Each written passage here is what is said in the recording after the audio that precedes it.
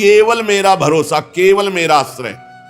ये खास बात अंदर की है, केवल प्रभु का भरोसा। हमें ज्ञान मिलेगा तो प्रभु से, हमें प्रेम मिलेगा तो प्रभु से, हमारा कल्याण होगा तो प्रभु से, हमारे जीवन यापन होगा तो प्रभु, केवल प्रभु से। सर्वधर्मान परित्यज्य माम एकम शरणम व्रज। माम एकम, भगवान ने कहा सारा भार मैं लेता हूं। अहम त्वाम सर्व पापेभ्यो मोक्षयिष्यामि मा शुचा। ये मत डरो कि ये त्याग करने से पाप लगेगा, ये त्याग करने से पाप लगेगा। मेरी शरण में आ जाओ। खास बात है, जीव नहीं आ पाता, किसी न किसी वस्तु व्यक्ति का आश्रय लिए रहता है। वो भगवान की मांग है कि सर्वधर्मान परित्यज्य। अधर्म तो वैसे ही भक्ति से छूट जाता है, पर धर्म का भी त्याग करके परम धर्म सावई पुंसाम परो धर्मो यतो भक्ति अधोक्षजे, जिससे भगवान श्री हरि के चरणारविंद की अहेतुकी भक्ति, अबाध भक्ति जागृत हो, उसे कहते हैं परम धर्म। भगवान कह रहे धर्मों का त्याग कर परम धर्म के लिए मेरी शरणागति स्वीकार करो। भगवान फिर इसी शरणागति को पुष्ट करने के लिए इशारा देते हैं। पीछे कहा है, यत् करोसि यदस्नासि यज्जुहोसि ददासि यत् तपस्यसि कौन्तेय तत्कुरुष्व मदर्पणम। बिल्कुल भगवत प्राप्ति हो जाएगी, बात आप समझ लो। पहली बात है, भगवान कह रहे मैं सर्वगुह्यतम बात कह रहा हूं, गुह्य नहीं गुह्यतम बात कह रहा हूं।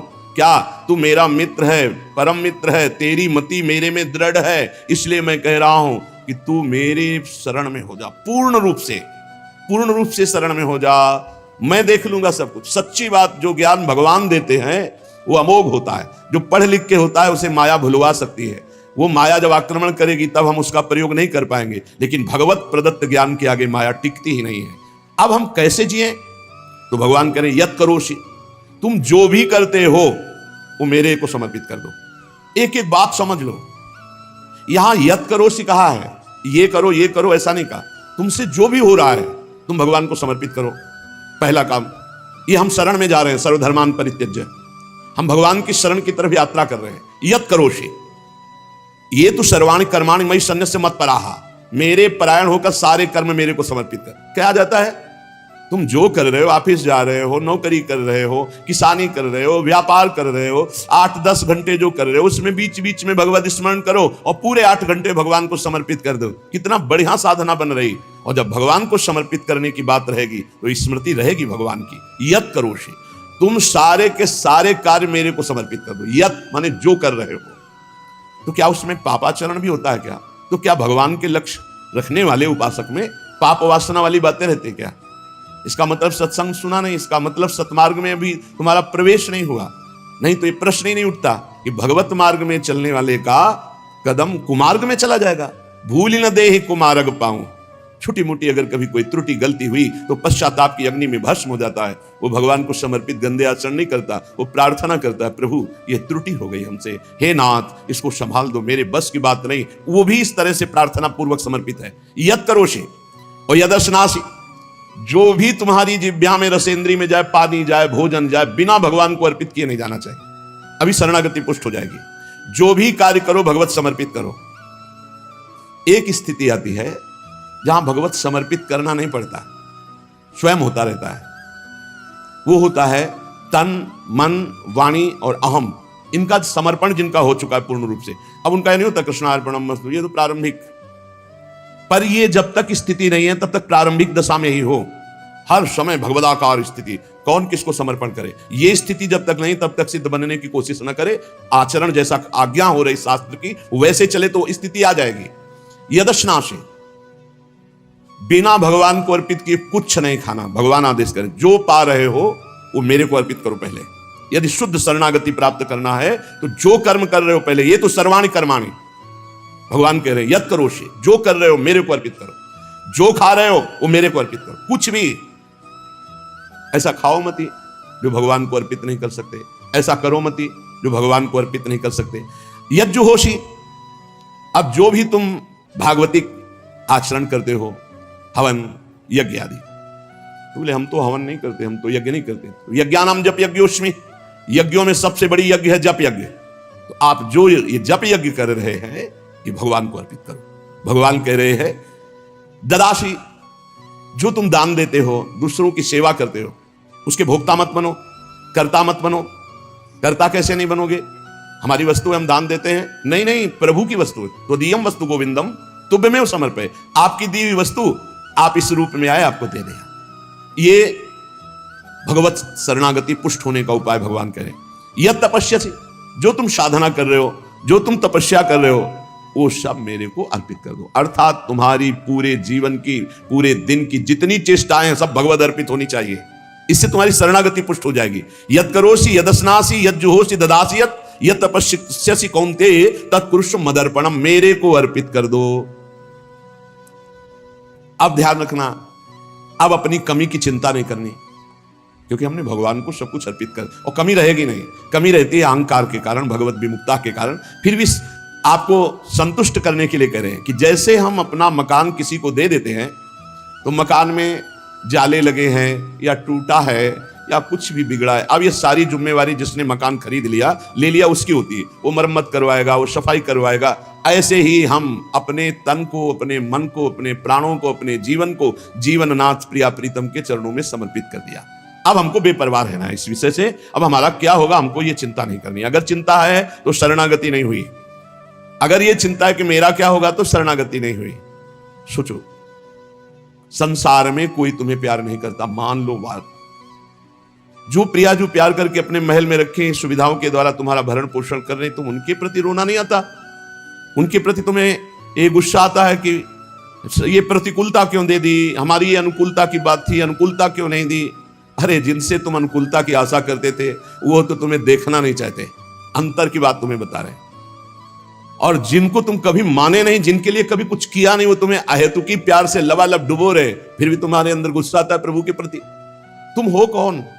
अरे तुम भगवद अंश हो, भगवान के द्वारा शरीर दिया गया, भगवान के द्वारा सारी व्यवस्था दी गई, तुम्हारा अस्तित्व ही श्री भगवान है। समर्पित हो जाओ तो फिर चिंता भी खत्म हो जाएगी, सब कुछ उनकी कृपा से हो जाएगा। तुम चिंता मत करो, चिंतन करो।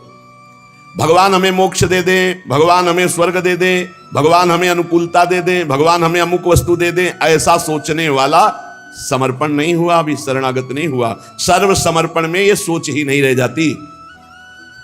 जब तक अहंकार है तब तक समर्पण का नाटक है, समर्पण नहीं। अहंकार है वहां सर्व समर्पण नहीं है। इसीलिए ये सब प्रश्न और सब चिंताएं, शोक, इनकी गुंजाइश नहीं। शरणागत के पास कोई भी किसी भी तरह की चिंता और संशय वृत्ति नहीं रहती। सर्व समर्पण हो जाने पर अब जिम्मेवारी भगवान की है, हमारी नहीं। हमारा केवल कर्तव्य भगवान का आदेश पालन करना। वो आदेश करें अनन्यस चिंतयन्तो माम, केवल मेरा अनन्य चिंतन करो, माम अनन्यस चिंतन। जिस प्रकार पतिव्रता पत्नी पर पति का पूर्ण अधिकार होता है, उसी प्रकार पत्नी का पति के संपूर्ण वैभव पर भी अधिकार और गोत्र पर भी अधिकार। वही नाम, वही गोत्र, वही संपत्ति। जिसके जीवन में भगवान के प्रति समर्पण आ गया तो उसकी ठसक हो जाती। तुम किस गोत्र के हो? बोले अच्युत गोत्र, श्री हरिवंश सुगोत कुल, जो अपनी महिमा से कभी च्युत नहीं होते। उन हम भगवान के हैं। अब हमारा गोत्र, हमारी जाति, हमारा कुल भगवान है। और यही सिद्धांत परम सत्य है, यही सिद्धांत परम सत्य है। हम सब भगवान के बच्चे हैं, कोई छोटा बड़ा नहीं, एक तिनका भर कोई छोटाई बड़ाई नहीं है। पूरा का पूरा वैसे ही सब है, जैसे एक तो सब अनेक वही बना हुआ, एक को हम बहुत श्यामा। भगवान का शरणागत जो होता है उसमें ये चार बातें बहुत जोर से जागृत होती है। सबसे पहली बात, निरंतर भगवान का स्मरण छूट नहीं सकता। नींद आई तो सुसुप्ति में चला गया, जरा भी जागृत हुआ तो मंत्र चल रहा है, नाम चल रहा है, चलाना नहीं पड़ता। क्यों? शरणागत है। थोड़े दिन अभ्यास कर लो, ऐसा होने लगेगा। देखो इतने लोग बैठे हैं, आप सो के उठते हो तो आपका पहला चिंतन क्या होता है? क्या मंत्र होता है? भगवान का नाम प्रियालाल आते हैं आपके चिंतन में? क्या आता है चिंतन? पहला चिंतन। अगर पहला चिंतन प्रभु है तो शरणागति पुष्ट हो रही। सो के उठे, चल क्या रहा है? अगर प्रभु नहीं तो अभी शरणागति नहीं। पहला लक्षण।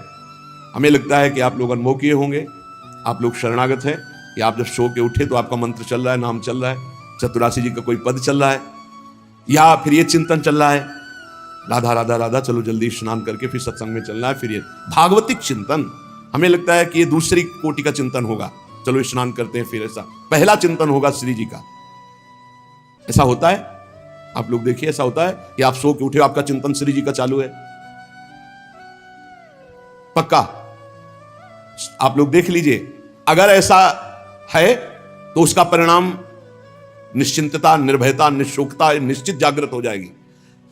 और उसी का प्रातःकालीन उठने पर चिंतन चलेगा जो शयन के समय गाढ़ चिंतन करते हुए सोया है।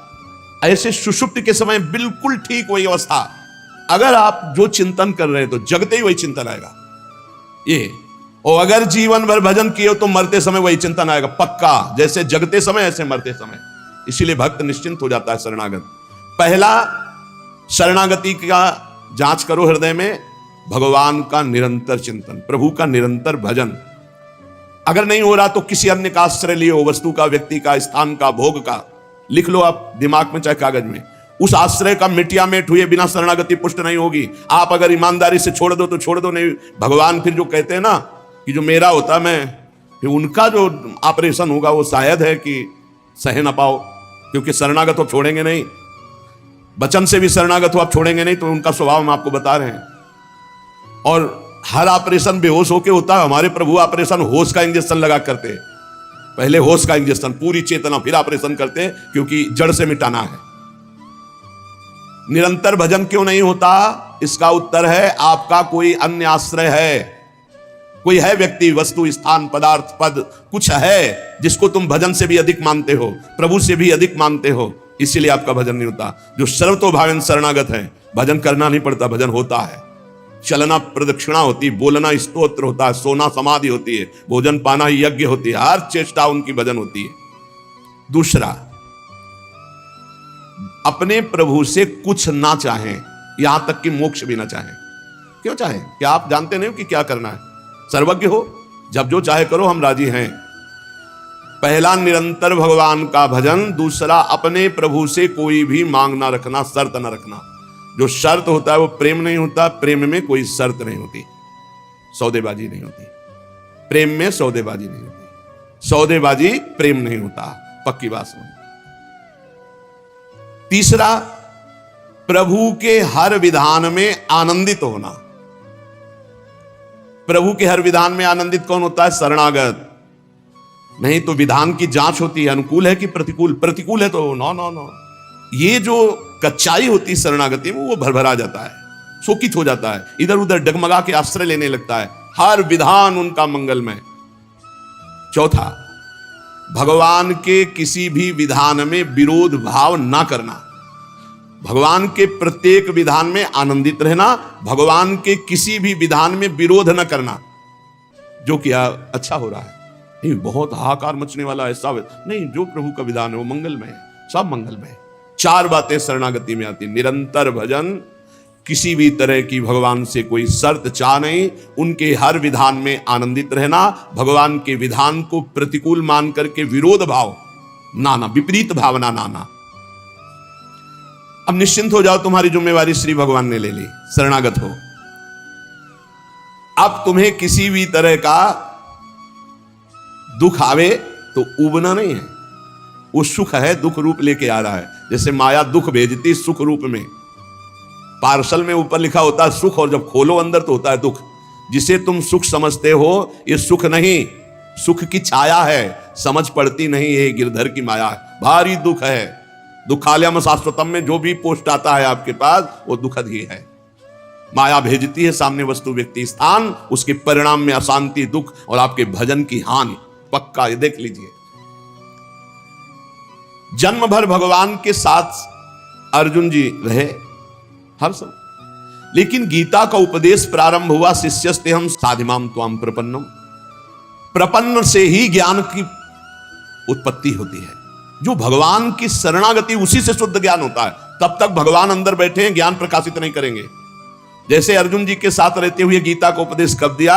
जब अर्जुन जी ने कहा शिष्यस्ते हम साधिमाम त्वाम प्रपन्नम, मैं आपका शिष्य हूं, आपका शरणागत हूं, आप मुझे ज्ञान। भगवान गीता जी, ज्ञान का फल क्या हुआ? बोले नष्टो मोह स्मृतिर्लब्धा तत्प्रसादान में अच्युता। मोह का नाश हो गया, स्मृति जागृत हो गई आपके कृपा प्रसाद से, हे गोविंद, हे अच्युत। तो इसी प्रकार हमारे अंदर भी सब ज्ञान जागृत हो जाएगा, पहले हम भगवान की शरणागत हो। तो त्वाम प्रपन्नम, भगवान का सर्व समर्पण भाव ही सब दिव्यताएं जागृत करता है। भगवान के प्रति जितना समर्पित होते जाओगे उतने दिव्य ज्ञान होता चला जाएगा, और जो चीजें आपकी दुर्गति कराने वाली हैं वो सब भस्म होती चली जाएंगी। जब कुछ नष्ट होने लगे तो क्षोभ मत करना, वो नष्ट जरूरी था होना। ये बात दिमाग में बैठा लो। कुछ पकड़े मत रहना, क्योंकि भगवान को जो लगेगा वो हटा देंगे, वो नष्ट कर देंगे। जो वस्तु भगवान नष्ट करे तो जान लो परम मंगल विधान, ये वस्तु हमें भगवत प्राप्ति में बाधा पहुंचा देती, इसलिए भगवान ने उसे नष्ट कर दिया। भगवान को समर्पित वस्तु के नष्ट होने में तुम्हें क्यों जलन हुई? क्योंकि तुमने तो भगवान को अपना सर्वस्व मानकर समर्पित कर दिया। अब तुम्हारे पास अपना कहलाने के लिए सिर्फ भगवान है, और भगवान की सब वस्तु जब जो चाहे हटा ले, जब जो चाहे रख ले। जरा इस पर विचार करो। आप राजी हो शरणागत? आपके पास अपना कहने वाला शब्द केवल भगवान के लिए है, और जो भी कुछ आपके पास है वो सब भगवान का है। वो चाहे अभी बुला ले, चाहे वर्षों रखे, चाहे अभी नष्ट कर ले, चाहे और बढ़ा दे। क्या राजी हो इस बात में शरणागति पर? अंदर से देख लो, तुमने तो दे दिया भगवान को, और तुम्हारा था कब, और वो था कौन, तुम्हें पता है? नहीं पता। इसी अज्ञान का नाश करने के लिए पहले ये बात स्वीकार करो, अपना कहने के लिए हमारे पास अब एक बात रह गई है, प्रभु। हमारे पास जो कुछ है, शरीर, मन, प्राण, आत्मा, परिवार, धन, संपत्ति, सब प्रभु को दे दिया। शुभम तभी वास्तिता।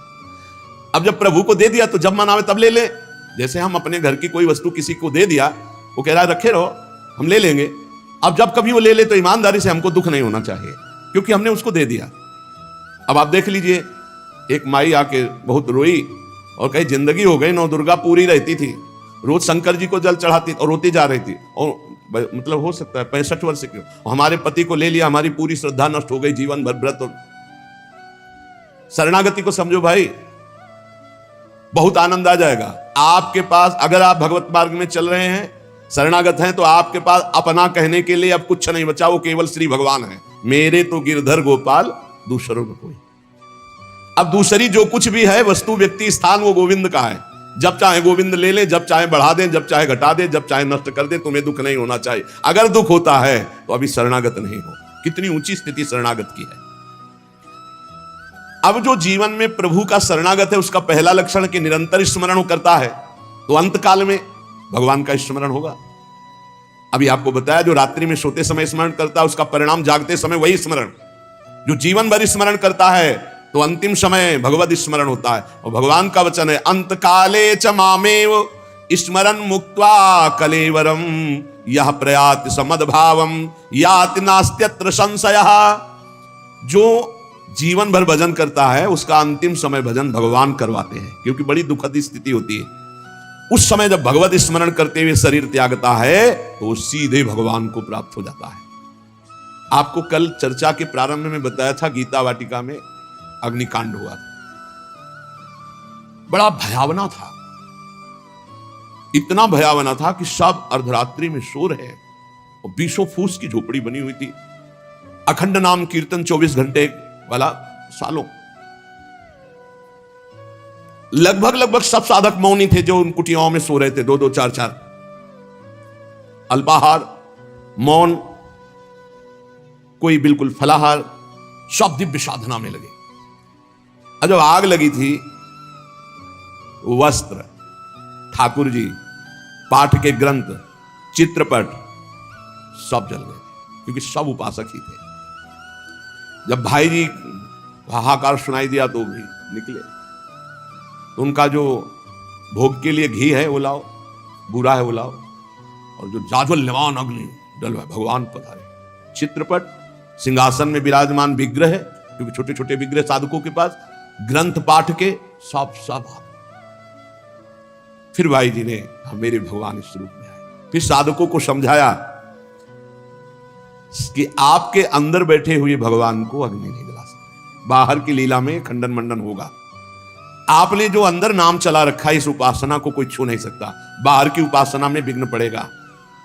बाहर की लीला एक अलग है, इसीलिए उपासक अंतर्मुखता पर प्रधानता रहे। अंतर्मुखता पर प्रधानता नहीं रहेगी, बोले हमारे भगवान गिर गए, कोई बहुत अनिष्ट होने वाला है, आग लग गई, कोई बहुत अनिष्ट। अरे अनिष्ट कैसे हो सकता है? मंगल भवन की शरण में अनिष्ट हो सकता है? बोले कोई विनाश लीला होगी, तो क्यों नहीं होगी? सृष्टि रचना लीला होती, पालन लीला होती, तो विनाश लीला होना कौन सा भयावह है भाई? 3 लीलाएं हैं, तो भयावह क्या है इसमें? विनाश होगा तो क्या विनाश होगा? अविनाशी का विनाश नहीं हो सकता, विनाशी को बचना नहीं है, तो आज है नहीं तो कल, विनाश तो होना ही है, क्या परेशानी है? जब सब में भगवान को देखने की भावना ऐसी जागृत हो जाए, कि भयावह स्थिति में भी आपको भगवान दिखाई दे तो जानो बहुत जन्मों की साधना सिद्ध हो गई। भाई जी ने बूरा और घी डलवाया, इसमें लिखा है बूरा और घी डलवाया, भगवान आए, भगवान आए। बहुनाम जन्मनाम अंते ज्ञानवान माम प्रपद्यते वासुदेवा सर्वमिति सा महात्मा सुदुर्लभा। भगवान कहते हैं बहुत जन्मों की साधना जिनकी हो गई है और जिनका अंतिम जन्म है, उनको इस तत्व का बोध होता है कि सब में भगवान वासुदेव है, ये बोध होता है। ऐसा महात्मा बड़ा दुर्लभ है जो सब में भगवान को देखता है। मत्ता परतरम नान्यत किंचिदस्ति धनंजय मयि सर्वमिदं प्रोतम सूत्रे मणिगणायो। भगवान कहते हैं जैसे सूत की माला में सूत की मणियां, तो मणियां और माला सब कुछ सूत ही है, ऐसे ही भगवान में ये जगत भगवान में है। भगवान के सिवा मत्ता परतरम नान्यत, मेरे सिवा कुछ अलग नहीं है। मैं ऐसे हूं जैसे सूत और सूत की मणियां, मुझे छोड़कर कुछ नहीं है, मैं ही मैं हूं। ये जिस साधक को अनुभव में हो जाता है वो महात्मा दुर्लभ है, ऐसा दुर्लभ है।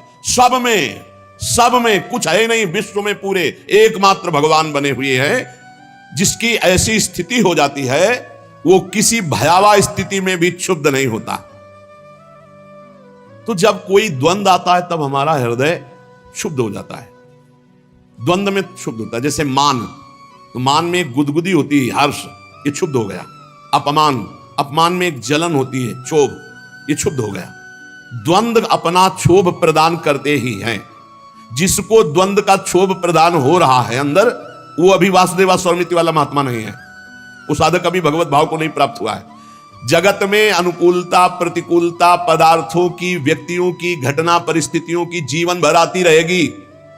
बहुत सुंदर प्रसंग है अगर समझ पाओ। जगत में अनुकूलता प्रतिकूलता वस्तुओं की, व्यक्तियों की, परिस्थितियों की, घटनाओं की आती रहेगी। कभी अनुकूल घटना, कभी प्रतिकूल, कभी अनुकूल परिस्थिति, कभी प्रतिकूल, कभी अनुकूल व्यक्ति, कभी प्रतिकूल, कभी अनुकूल वस्तु, कभी प्रतिकूल। अनुकूल की चाह नहीं, प्रतिकूल के नाश की चाह नहीं, वो है वासुदेवा स्वरमिति महात्मा। अनुकूल की बात नहीं देखता, प्रतिकूल के नाश होने की बात नहीं देखता। क्यों? क्योंकि उसको अनुकूल प्रतिकूल नहीं, भगवान का विधान दिखाई देता है। विहाय कामान्य सर्वान् पुमाश्चरति निस्पृहा निर्ममो निरहंकारा सशांति मधिगच्छति। वो ऐसी शांति को प्राप्त है कि अनुकूलता प्रतिकूलता वस्तु व्यक्ति स्थान उसके हृदय में हलचल नहीं पैदा कर सकते। क्यों? क्योंकि विहाय कामान्य, उसने सारी कामनाएं त्याग कर भगवान की शरणागति स्वीकार की है। बहुत उत्तम प्रसंग है, यदि ध्यान से सुन पाओ, पवित्र हृदय होगा तो पकड़ पाओगे। जो संसार में किसी से कोई भी चाहत नहीं रखता, सर्वान् पुमाश्चरति निस्पृहा, जो निष्प्रिय होकर के संसार में विचरता है, कोई भी कामना नहीं रखता, किसी से ममता नहीं है, कहीं अहंकार नहीं है, वो ऐसी दिव्य शांति को प्राप्त है कि कोई भी द्वंद हलचल पैदा कर ही नहीं सकते। विहाय कामान्य सर्वान् पुमाश्चरति निस्पृहा निर्ममो निरहंकारा शांति मधिगच्छति। भगवान को सर्वत्र देखने के लिए उपासक को ये जन्म और ये साधना मिली है। और जो सर्वत्र देखता है उसको कहीं भी भयावह नहीं नजर आता, अपना प्रभु दिखाई देता। जब तक तुम सर्वत्र भगवान को नहीं देखोगे, ना अनन्य भक्त कहलाओगे और ना तुम्हें शांति मिलेगी। भगवान श्री राम जी महाराज हनुमान जी महाराज को कहते हैं, सो अनन्य गति जाके असमति न टरे हनुमंत, मैं सेवक सचराचर रूप स्वामी भगवंत। पूरा चराचर जगत भगवान का रूप है और समस्त चराचर जगत का मैं सेवक हूं, ऐसा अनन्य भक्त है। अगर ऐसा नहीं तो अनन्य भक्त वो नहीं है। अन्य पूरी सृष्टि में ना रह जा, केवल अपने प्रभु। ऐसे को कभी अशांति नहीं होती, परम शांति रहती। क्योंकि अशांति उत्पन्न होती है ममता में, अहंकार में, कामना में। और वो विहाय कामान्य, जो प्यारो करे सोई मोहि भावे, तो कामना किस बात की। और निर्मम, प्रभु के सिवा अपना कोई है नहीं तो ममता किससे। और अहंकार भगवान की शरणागति हो गया, इसलिए अहंकार भगवान को समर्पित हो गया। परम शांति। मैंने हृदय से आश्रय लिया है, इसलिए मैं प्रिया प्रीतम की चर्चा, नाम कीर्तन, धाम की महिमा, रसिकों का संग, रसिकों की चर्चा, इसके सिवा नान्यम बदामी, हमारी वाणी मौन रहेगी, कभी नहीं बोलेगी। धन्य है वो उपासक जो इस निष्ठा को प्राप्त है। नान्यम बदामी, हरिवंश महाप्रभु कहते हैं, रसना कटो जो अन रटो। अगर प्रियालाल की चर्चा के सिवा कुछ अन्य बोलूं तो मेरी जबान कट जाए। नान्यम बदामी, देखो ये निष्ठा बिना धारण किए वाक इंद्री पावन नहीं होगी। वाक इंद्री पावन नहीं होगी तो उसी में विराजमान रसेंद्री भी अपावन रहेगी। रसेंद्री बिगड़ी हुई है तो जनेंद्री को शासन में ले ही नहीं सकते, अर्थात समस्त इंद्रियां आपको अपने अधीन कर लेंगी।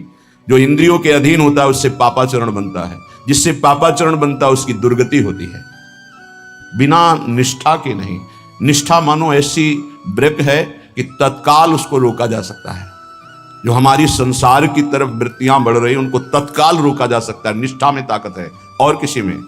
जैसे ब्रह्मचर्य की निष्ठा, उसका ब्रह्मचर्य पर महत्व हुआ और ब्रह्मचर्य निष्ठावान तो चाहे स्वर्ग लोक की अप्सरा आ जाए उसके मन में काम भोग की लालसा नहीं पैदा हो सकती। निष्ठा में ताकत है, अन्य नहीं। अन्य तो फिर मन बड़ा चंचल है, वो फिर टिकना मुश्किल, थोड़ी देर लड़ेगा फिर परास्त होकर उसी में गिर जाएगा।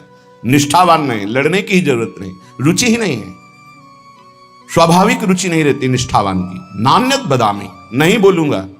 प्रियालाल की चर्चा, भगवत चर्चा, नाम जप, नाम कीर्तन, गुण कीर्तन, इसके अलावा मौन। अब देखो कौन उपासक इसको धारण करता है।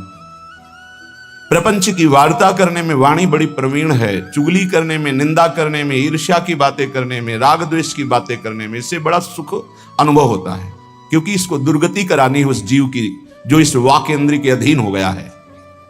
आगे कह रहे न श्रृणोमि, श्रवणेन्द्रिय का बहुत बड़ा महत्व है। जो हम सुनते हैं उसका चिंतन होता है, जो चिंतन होता है वही क्रिया होती, जो क्रिया होती है उसी का परिणाम होता है। कानों को बहुत संभाल के रखें, सुनने मात्र से हमारे अंदर चिंतन बनता है।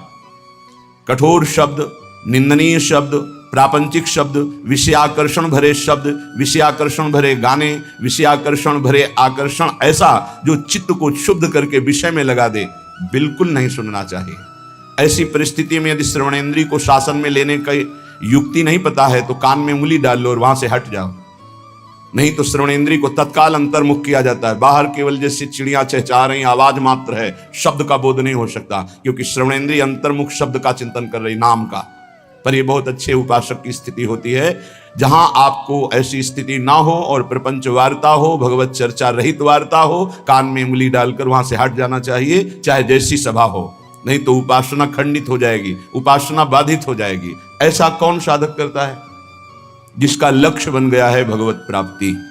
अन्यथा संयोग बना तो सत्संग भी सुन लिया, संयोग बना तो कुसंग भी सुन लिया। खलऊ करें भरी पाए सुसंगु और मिटे न मलिन स्वभाव अभंगु। दुष्ट स्वभाव के लोगों को भी कभी कभी भगवत कृपा से संत संग मिल जाता है, पर वो अपने स्वभाव के वशीभूत हुए सत्संग का लाभ ना लेकर वहां भी अभिमान आदि दोषों से युक्त हृदय होने के कारण वो वंचित रहते हैं, सत्संग के प्रभाव से वंचित। खलऊ करें भली पाए सुसंगु पर मिटे न स्वभाव मलिन अभंग। जो मलिन स्वभाव है वो उनका इतना कठोर हो गया है कि वो बदलना ही नहीं चाहते। तो अपने लोग तो बड़े कृपा पात्र हैं जितने सब सुन रहे हैं।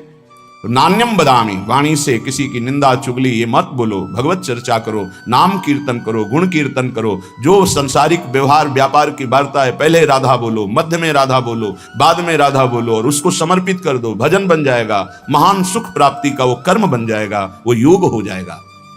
आगे कह रहे हैं न चिंतयामी, तो जो हम देखते हैं, सुनते हैं, बोलते हैं, इसका चिंतन होता है।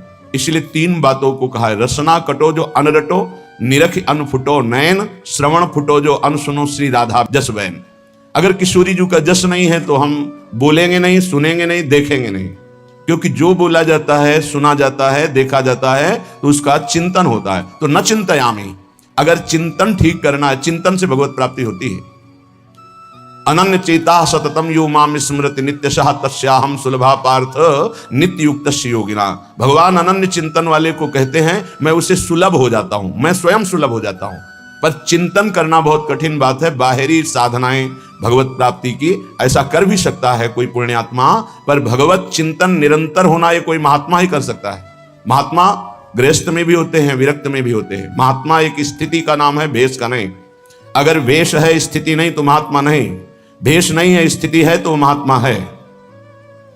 वो महात्मा है जो वाणी के द्वारा सत्य और मृदु और हितकर भगवत चर्चा, नेत्र के द्वारा सर्वत्र भगवत भाव से दर्शन, श्रवणेन्द्रिय के द्वारा सर्वत्र जो वाणी है वो भगवत स्वरूप है, शब्द ब्रह्म में है, ऐसा मानकर उदासीन हो गया है। केवल भगवत चर्चा सुनता है, नाम कीर्तन सुनता है, भगवत भाव से युक्त जो महान पुरुष है उनके चरित्रों को सुनता है, जो व्यवहार की वार्ता करता है वो भगवत समर्पित नाम युक्त।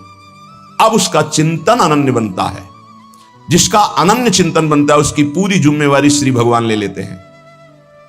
प्राप्ति जो भी तुम्हारा ऐश्वर्य वैभव भगवत सामग्री है उसकी रक्षा करना, और जो अप्राप्त की प्राप्ति कराना है वो जिम्मेवारी श्री भगवान ले लेते हैं। अनन्यस चिंतयन्तो माम ये जनाः पर्युपासते तेषां नित्याभियुक्तानां योगक्षेमं वहाम्यहम्। मैं उसके योगक्षेम का स्वयं भान करता हूं जो मेरा अनन्य चिंतन करता है। अनन्य चिंतन वही कर सकता है जिसकी वाणी पवित्र, श्रवणेन्द्रिय पवित्र, नेत्रेंद्रिय पवित्र। तो न चिंतयामि, इसके विरुद्ध हमारा कभी चिंतन नहीं होगा। चिंतन कहते हैं जो अंदर ही अंदर चलता रहता है, वो भगवत चिंतन, वो भगवत प्राप्ति कराता है। बाहरी साधनों का फल है अंदर का चिंतन, निरंतर अपने आराध्य देव का होने लगना। तो नान्यत ब्रजामि, एक भी कदम हम भगवत विमुख नहीं चल सकते। कहां जा रहे हो, क्या करने जा रहे हो, ये कभी विचार करते हो? तुम्हारे पैर कहां जा रहे हैं, तुम्हारा लक्ष्य क्या है जाने का? ये जो पैर चल रहे हैं किस दिशा में जा रहे हैं, किस हेतु से जा रहे हैं?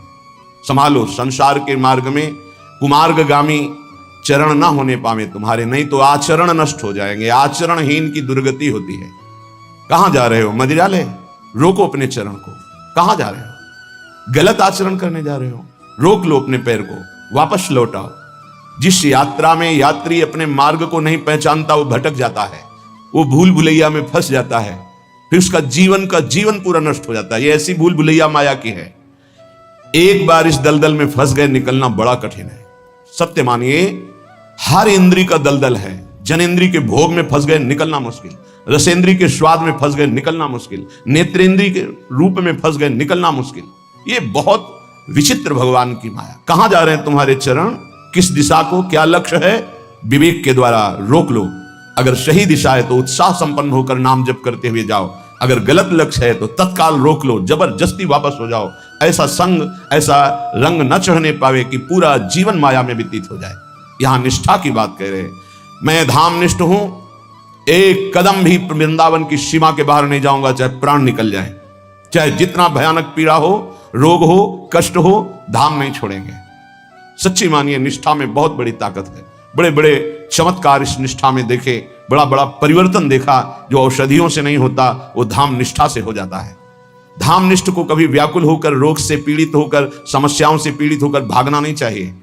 हर समस्या का समाधान यही हो जाएगा, क्योंकि ललीजू के जो चरण हैं वो सुरतरु कामधेनु चिंतामणि, भगवत रसिक अनन्य अली के, जावक जुत जुग चरण लली के, ये विराजमान है स्वामिनी जी।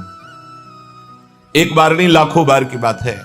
आपकी निष्ठा केवल हो तो सेकंड लगता है, सेकंड पूरा होते होते वो बात सामने होती। कितने लाखों बार की बात कह रहा हूं, सेकंड पूरा होते होते वो बात सामने होती। फाइनल में मिनट, घंटे, दिन, ये तो बहुत बड़ी बात है। सेकंड पूरा, अच्छा ये ऐसा, बस इतना सामने। तब लगता है क्या, पहले व्यवस्था होती, बाद में प्रश्न होता, उसके उत्तर की पहले व्यवस्था होती, बाद में प्रश्न होता है। यहां समस्या का समाधान करने के लिए बाद में प्रार्थना होती, समस्या का समाधान पहले हो जाता है। प्रार्थना हुई तो पता चला वो समस्या ही नहीं है, उसका समाधान हो चुका है। क्यों? सुरतरु कामधेनु चिंतामणि, भगवत रसिक अनन्य अली के।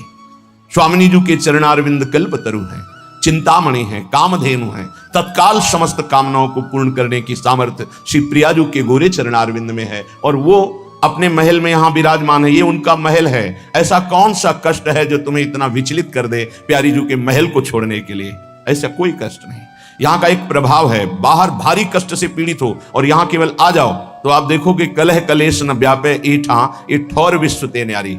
यहां आते ही एक उस क्लेश का समन होने लगेगा और आपको एक आनंद की अनुभूति होने लगेगी। चाहे आप मानसिक रोगी हो या शारीरिक रोगी हो, यदि आपको रसिकों का संग मिल गया और वृंदावन का आश्रय, तो आप देखेंगे कि वो आपको प्रभावित नहीं कर पाएगा। रहेगा, प्रारब्धानुसार शरीर में रहेगा, प्रभावित नहीं कर पाएगा। बड़ी अद्भुत चमत्कारमयी वृत्ति वृंदावन की। एक परिचय के थे शिष्य, उनको कैंसर हुआ।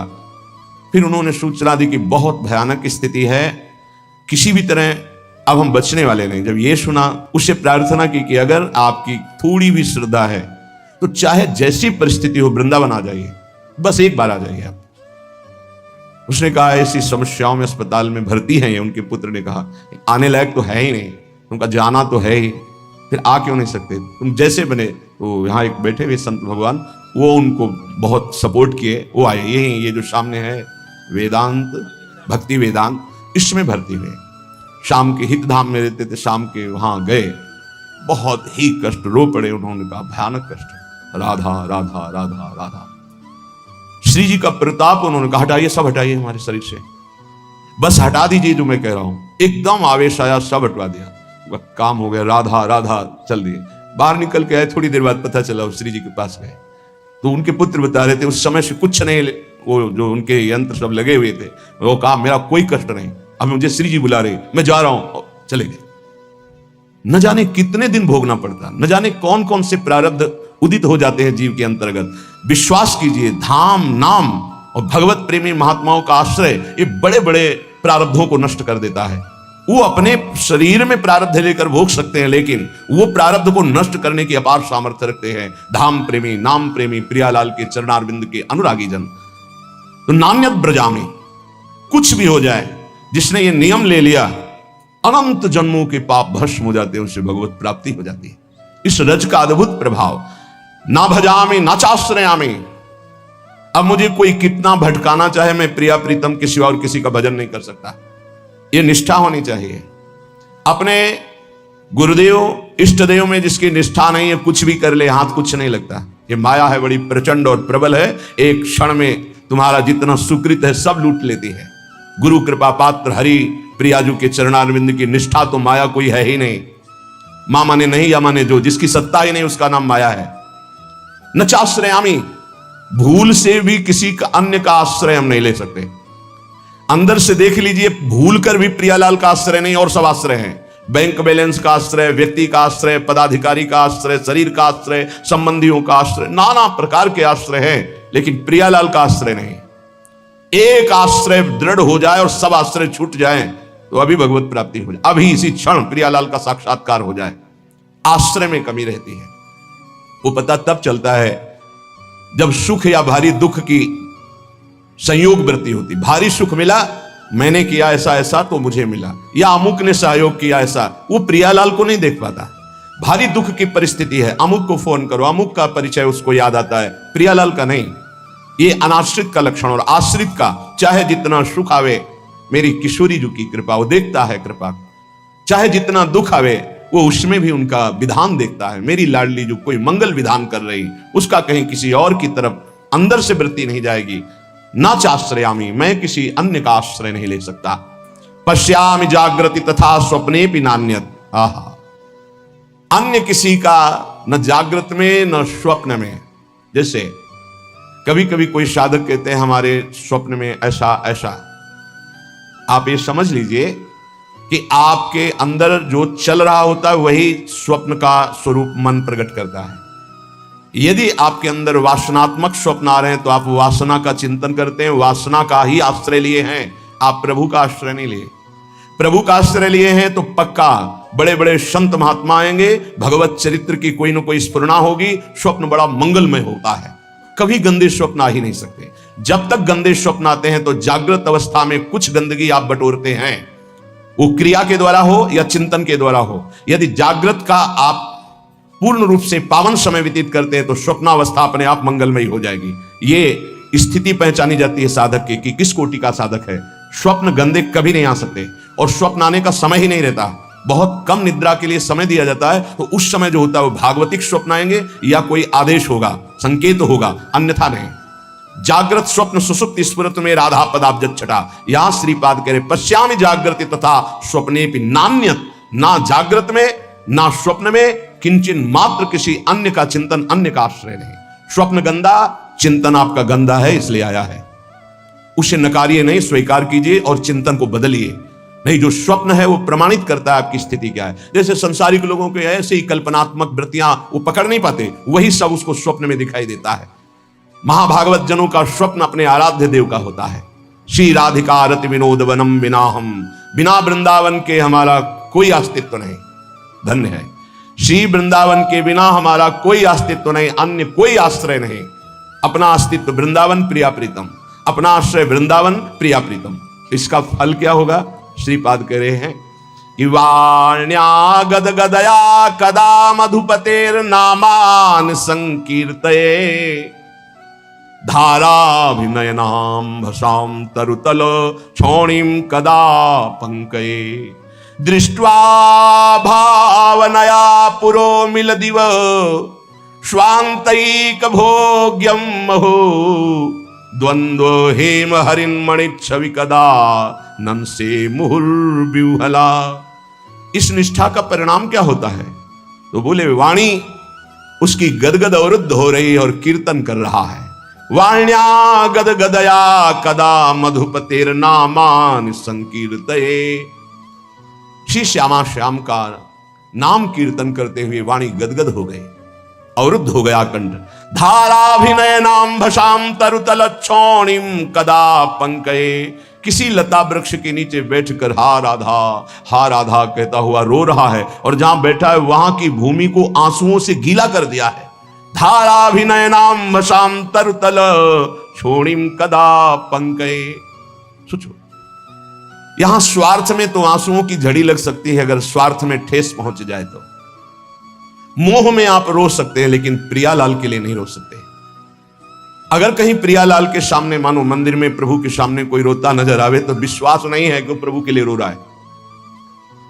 उसके कई कारण अंदर हो सकते हैं, तब वो प्रभु से सामने रोते हुए नजर, वो प्रभु से कोई मतलब नहीं रख रहा, अपनी वासनाओं के लिए रो रहा है। एक बार सुनाया है सत्संग में, राधा वल्लभ जी के दर्शन कर रहे थे, एक सामने ऐसे करके रो रहा था, लगा प्रभु के लिए ऐसे रो रहा है। नजदीक गए, बड़ा आकर्षण हुआ। किसी के आंसू देख ले तो हृदय विकल होता है, कमजोरी होती, प्रेमी जनों की कमजोरी होती आंसू। जब उनकी विनय में शब्द सुने तो हट गए पीछे। उनकी पत्नी बीमार हो गई तो ठीक हो गई होगी, उन्होंने कहा होगा प्रभु से, प्रार्थना की होगी, उसी बात की वो याद में वसा। ये तो कोई महत्व है, प्रभु के लिए रो रहा हो। धन्य धन्य उसका जीवन।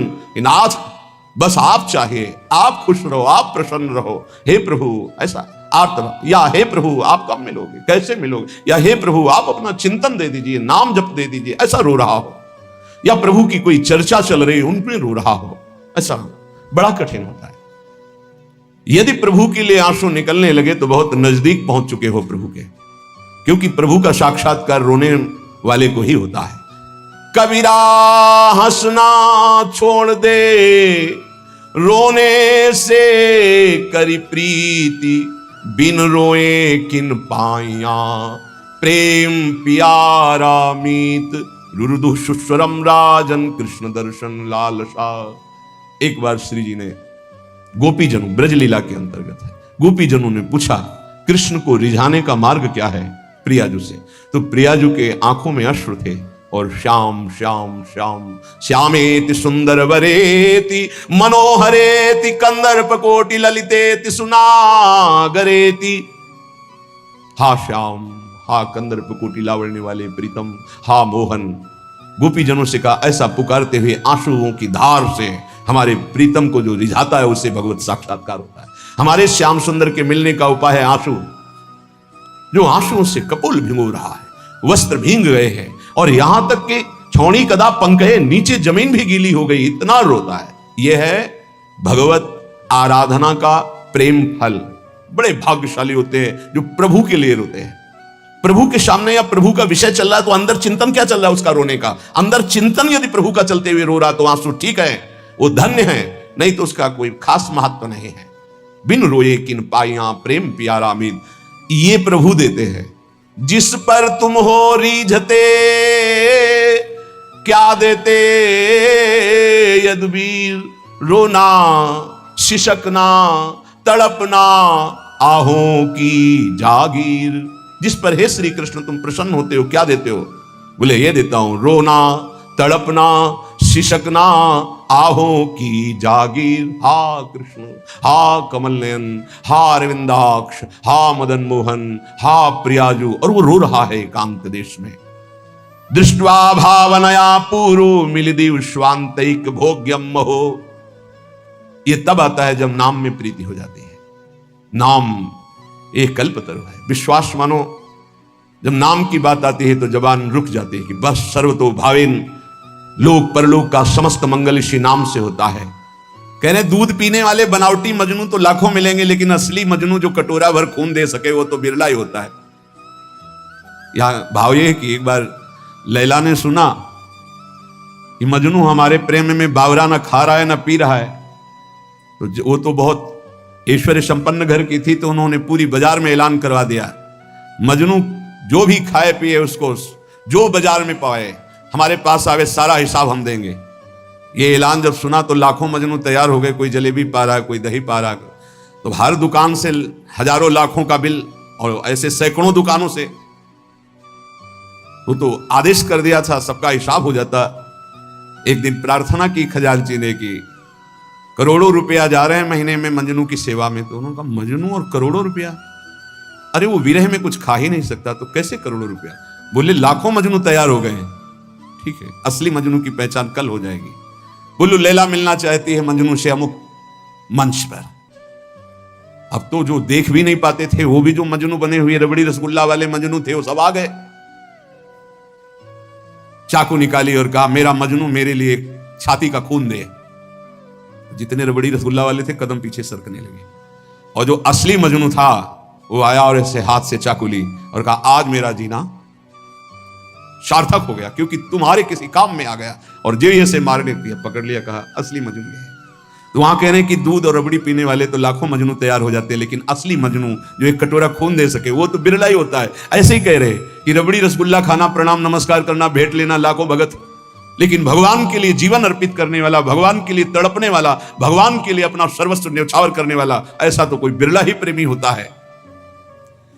ऐसा भक्त ईश्वर के से भी बढ़कर है। सातों सम मुहिमय जग देखा और मोते अधिक संत कर लेखा। एक भक्त प्रवर कालिदास जी हुए हैं जो इसी कोटि के महापुरुष थे। अद्वितीय भक्त निष्ठा उनकी थी। भगवत निष्ठा अद्वितीय उसी की मानी जाती है जो भक्त निष्ठा होती है। भक्त निष्ठा वाला भगवान निष्ठ जरूर होगा और भगवान निष्ठा वाला भक्त निष्ठ जरूर होगा। कालिदास जी श्री रघुनाथ दास गोस्वामी के गांव से 1.5 कोस दूर रहते थे, उसी कुल के थे, और ठीक वैसे ही भक्ति थी जैसे पूज्य रघुनाथ दास गोस्वामी की। भगवान नाम में इनकी इतनी निष्ठा थी कालिदास जी की, उठते बैठते सोते जागते खेलते हंसते बात करते हर समय इनकी जिह्वा पे नाम चलता रहता। अगर ये कुछ बोलते तो पहले नाम बोलते फिर चर्चा करते। देखो प्रायः सत्संग में कहा है कि अगर आप नाम जापक उपासक हो तो चिंता मत करो, पर आपको जब बात करनी तो पहले धीरे से बोलो राधा, फिर बात करो, बीच में फिर बोलो राधा, फिर जब बात का विश्राम करो राधा। अगर इतनी सावधानी रखोगे तो पूरी बात जो आपने की वो भजन हो जाएगा आपका। कोई कार्य प्रारंभ करें राधा, कार्य के बीच में बोलो राधा राधा, कार्य के समापन में बोलो राधा, और वो कार्य समर्पित, वो भगवत प्राप्ति करा देगा। आप बात को पकड़िए। वो किसी बात को बोलने के पहले नाम बोलते थे। वो भगवत नाम के बिना तो बोल ही नहीं सकते थे, पहले बोलते थे राधा। ये भक्ति की पहचान है।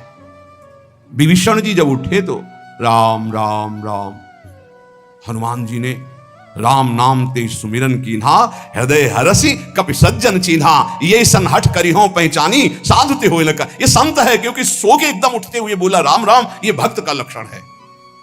ऐसा सबको करना चाहिए। नींद खुले तो पहले भगवान नाम उच्चारण करते हुए ही पृथ्वी को प्रणाम करके पैर रखना चाहिए।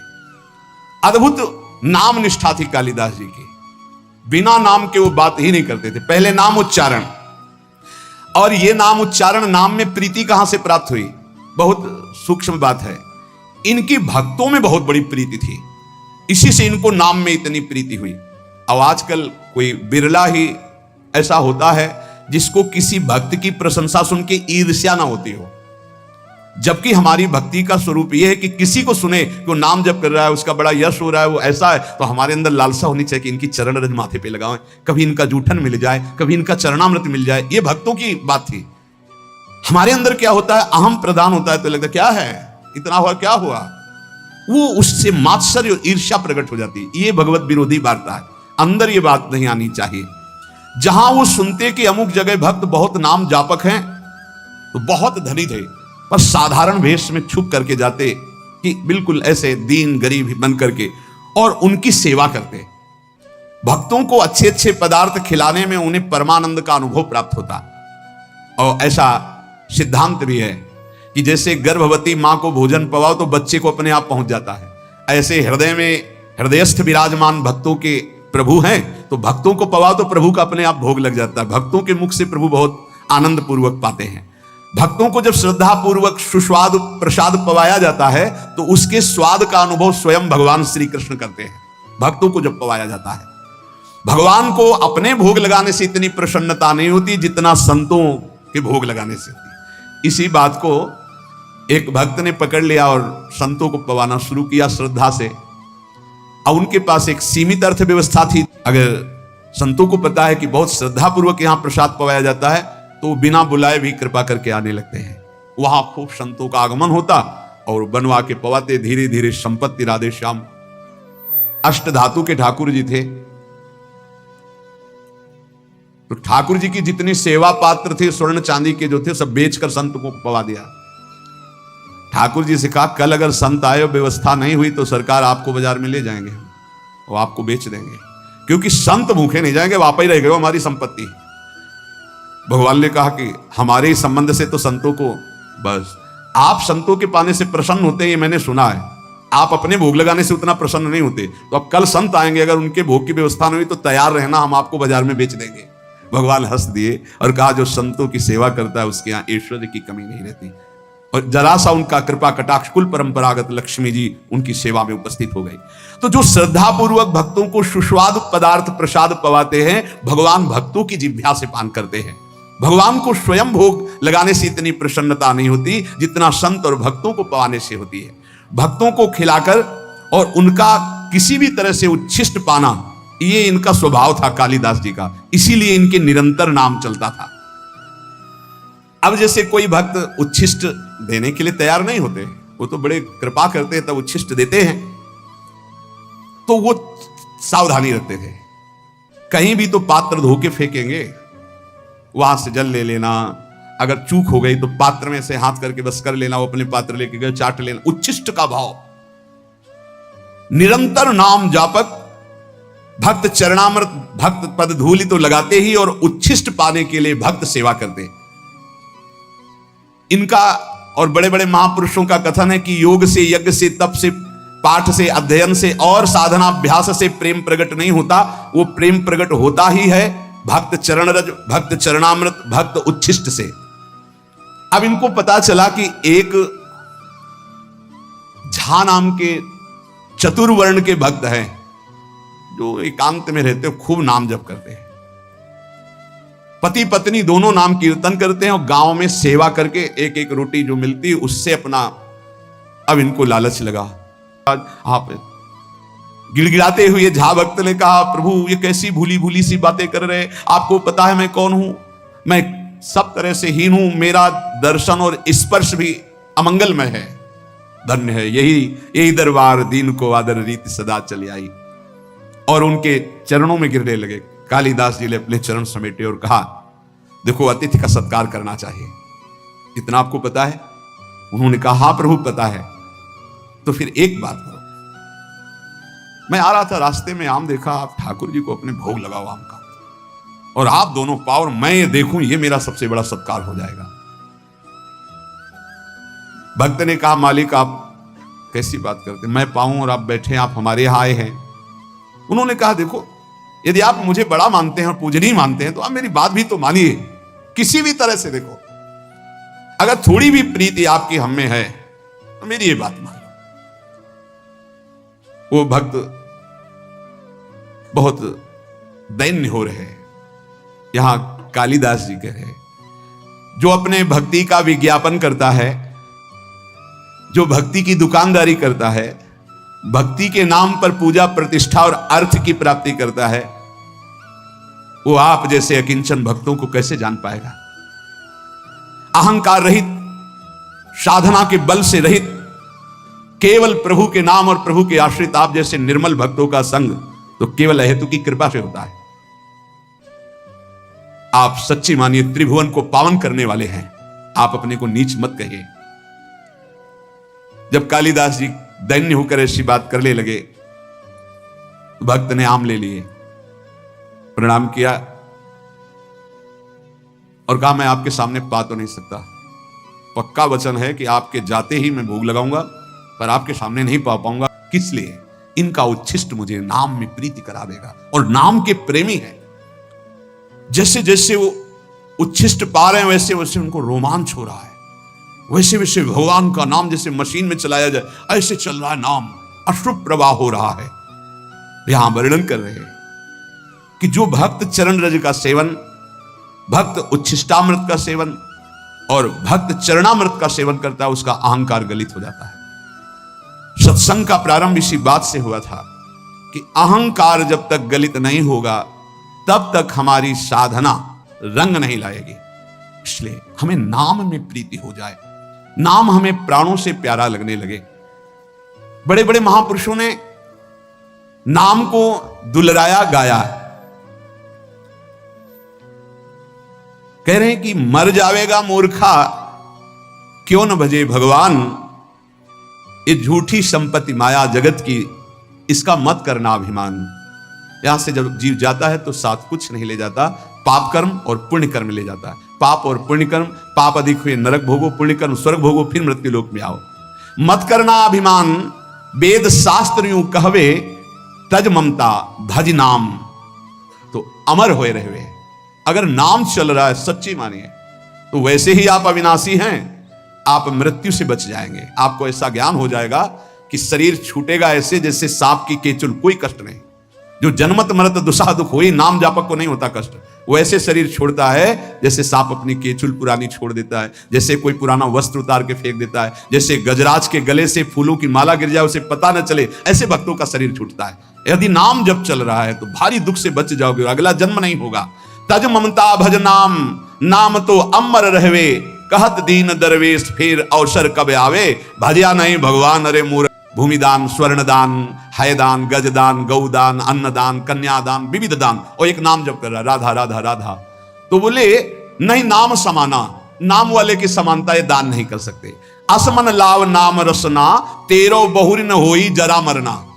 ऐसा भाव करो कि नाम चलने लगे तो तेरा दोबारा जन्म नहीं होगा, तुझे मृत्यु का दुख नहीं होगा। एक मन एक दशा एक व्रत धरिए, नाम देव नाम जहाज है भवसागर तरिए।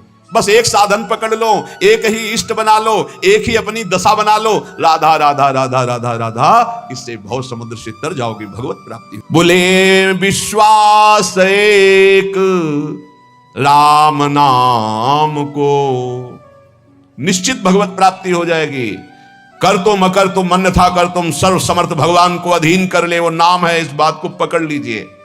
सब बड़े बड़े महापुरुषों ने इसी से वस्तु प्राप्त की है, ये आप समझ लीजिए। प्रारंभिक साधनों को इसलिए बताया जाता है कि आप इतना असाधनों में फंसे रहे, उससे हट जाए, नहीं तो एकमात्र भगवत प्राप्ति के लिए समर्थ है, समस्त कामनाओं की पूर्ति के लिए समर्थ है नाम। विश्वास एक राम नाम को, मानत नहीं प्रतीति अनत सोई, स्वभाव मन बाम को। विश्वास एक राम नाम को। पूरे जीवन में जो साधना हुई उसका फल ये हुआ कि नाम में विश्वास हो गया कि जो कुछ है वो सब राधा राधा राधा। सच्ची कहते। कल संत जन भी थे तो यही कहा कि ऐसा ना समझो कि किसी साधन का परिचय नहीं या किसी साधन को किया नहीं, लेकिन उस सब साधन का फल आया है हृदय में। वो चीख चीख के कह रहे कि राधा राधा पकड़ लो पकड़ लो। जो सौभाग्यशाली होगा वो पकड़ लेगा, नहीं तो नहीं पकड़ पाएगा। पक्का समझ लीजिए पूरे जीवन का साथ। गोस्वामी जी कह रहे मैं भगवान शंकर को साक्षी करके कहता हूं, मेरी जबान गल जाए यदि रा और मां के सिवा, मैं जरा भी झूठ बोल रहा हूं, ये मेरे माई बाप है, इसी से मुझे सब कुछ प्राप्त हुआ है। परम भगवदाकार वृत्ति में स्थित महापुरुष। एक बार अकबर ने सुना गोस्वामी तुलसीदास जी की महिमा, तो कितना भी हो राजमद तो होता ही है, बुलाओ उनको और हमारी सभा में आकर चमत्कार दिखाएं। संतों ने सदैव इसलिए इन बादशाहों की आज्ञाओं का आदर किया है कि अगर नहीं जाएंगे तो कहीं ऐसा ना हो कि विपरीत भाव करके कुछ ऐसा आदेश कर दे जिससे भजन साधन करने वालों को भारी विघ्न पड़ जाए। मति है, राजमद है, कहीं उल्टा आदेश ना हो जाए, अपने लिए नहीं, अपने धर्म में चलने वालों के लिए। गोस्वामी जी गए, उसने कहा, दिल्ली में था उस समय, उसने कहा कि कोई चमत्कार दिखाओ, आप सिद्ध हिंदू फकीर हो, कोई चमत्कार। कहा मैं तो राम राम राम, इससे ज्यादा कोई चमत्कार ही नहीं आता है। फिर कहा आप कोई चमत्कार दिखाइए, आप सिद्ध फकीर हैं तो कोई चमत्कार दिखाइए। उनका हाथ जोड़ के कहता हूं मुझे कोई चमत्कार नहीं आता, मैं तो सिर्फ राम राम राम यही जपता हूं। बोले आप जान रहे हो किससे बात कर रहे हो? हाँ आप बादशाह हैं। बोले आपको दंड भी दे सकते हैं? तो बोले दे सकते हैं, बस राम राम, इससे आगे मैं जानता ही नहीं कोई चमत्कार। बंद कर दो इन्हें, जेल में बंद कर। वो ये परीक्षा करता था, जब सिद्ध चमत्कार कोई निकल आता था तो घुटने टेकता था, अन्यथा बादशाह तो था ही। बड़े बड़े संतों को बुलाया और उनसे चमत्कार की बातें कही। गोस्वामी जी को जब जेल में बंद किया तो उन्होंने हठीले हनुमान जी का स्मरण किया कि देखो भाई, हमें तो कोई चमत्कार आता नहीं महाराज, आप जानते हो, वो आपके हम दास हैं, और स्वामी की बेइज्जती आपको भी पसंद नहीं आएगी। सब कहते हैं कि गोस्वामी सियाराम का दास है और आप भी सियाराम के दास हैं महाराज, अब आप देख लीजिए। करोड़ों असंख्यों न जाने कहां से बानर प्रकट हुआ कि ऐसे एक एक कंगूरा पकड़ करके बिल्डिंग को उखाड़ उखाड़ के फिर विध्वंस शुरू हो गया। हनुमान जी महाराज का आदेश, अष्ट सिद्धि नौ निधि के दाता है, ऐसा जानकी जी ने वरदान दिया था। देर नहीं लगा, हाहाकार मच गया पूरी दिल्ली में। बादशाह से कहा चमत्कार शुरू महाराज, आपके जितने भी अंगरक्षक सैनिक जो संभल के उठा उठा के पटक रहे हैं बानर, और न जाने कितने कंगूरे गिरा दिए हैं, बिल्ली के विध्वंस हो रहे, मना लो महात्मा को, नहीं कुछ ही मिनट में पूरी दिल्ली को भी ध्वंस कर देंगे, आपके जितने महल हैं। तुलसीदास जी के चरणों में गए, प्रणाम के बोले पहले चमत्कार दिखा दे। बोले अभी कह रहा हूं, कोई मेरा चमत्कार नहीं, हम सिर्फ राम राम जानते हैं। ताज उतार के रख के चरणों में बड़े सम्मान से विदा। केवल नाम विश्वास एक राम नाम को। एक ऐसे महापुरुष हैं गोस्वामी तुलसीदास जी, हृदय से कहता हूं, जो प्रेम में, ज्ञान में, वैराग्य में, योग में सबसे बढ़े चढ़े हैं। किसी भी विषय को देख लो, रामचरितमानस में सरल भाषा में ज्ञान, वैराग्य, भक्ति, दैन्यता, योग, बोध सब विराजमान है। बड़े अद्भुत महापुरुष। दैन्यता की तो मूर्ति और ज्ञान के समुद्र हैं, और वैराग्य की चरम सीमा है, चरम सीमा। और अनुराग का तो कहला ही क्या है। कह रहे मानत नहीं परतीति, ये कोई विश्वास नहीं कर पा रहा नाम पर। एक माया का ऐसा प्रभाव है, क्योंकि नाम पे विश्वास हो गया, काम बन गया। जितने महाभागवत भक्तों के चरित्र हैं आप पढ़ कर देख लीजिए, सब नाम प्रेमी पाए गए। और जहां नाम नहीं है तो वहां देखा है सब साधन करने पर भी प्रमाण है, एक नहीं लाखों प्रमाण ऐसे मिले हैं। कल भी आपको बताया था, ऐसे आए, बहुत सुंदर साधन चल रहा है, लेकिन उनका प्रश्न था मेरा मन चंचल और अशांत है। बस सरल भाषा में समझ लीजिए। एक उदाहरण दे चुके सत्संग में कई बार कि एक संत ने प्रेत सिद्ध किया, गुरु प्रदत्त मंत्र से प्रेत प्रकट हुआ और कहा कि हमें काम बताओ, नहीं हम उठा के पटक देंगे। तो जहां काम बताते चट कर देता हो, अब काम बताओ, नहीं उठा के पटक देंगे। वो परेशान हुए, बोले 2 मिनट तुम इस काम को बराबर करते रहो, मैं आ रहा हूं। गुरुजी के पास गए, बोले तो आफत हो गया। वो कह रहा काम बताओ, नहीं तो उठा के पटक देंगे। तो काम बताओ, पटकने का नंबर कैसे आएगा? एक खंबा गाड़ दो, उसे कहो चढ़ो उतरो, जब और काम होगा तो बताएंगे इसी में चढ़ो उतरो। हाँ, तो जानते हो प्रेत कौन है? मन। अगर इसको काम में नहीं लगाया तो उठा के पटक देगा किसी विषय में ले जाके। क्या करो? नाम का खंबा गाड़ दो, राधा राधा राधा, चढ़ो उतरो, राधा राधा राधा, जब कोई काम होगा तो बताएंगे राधा राधा राधा, सिद्ध हो जाओगे। नहीं उठा के पटक देगा काम में, क्रोध में, लोभ में, मोह में, मद में, मत्सर में। इसके बहुत तरीके हैं, समझ ही नहीं पाएगा। बाद में समझ में आता है कि गिर गए, गिरते समय समझ में ही नहीं आता गिरते हैं। ऐसा विचित्र इसका आकर्षण है मन का।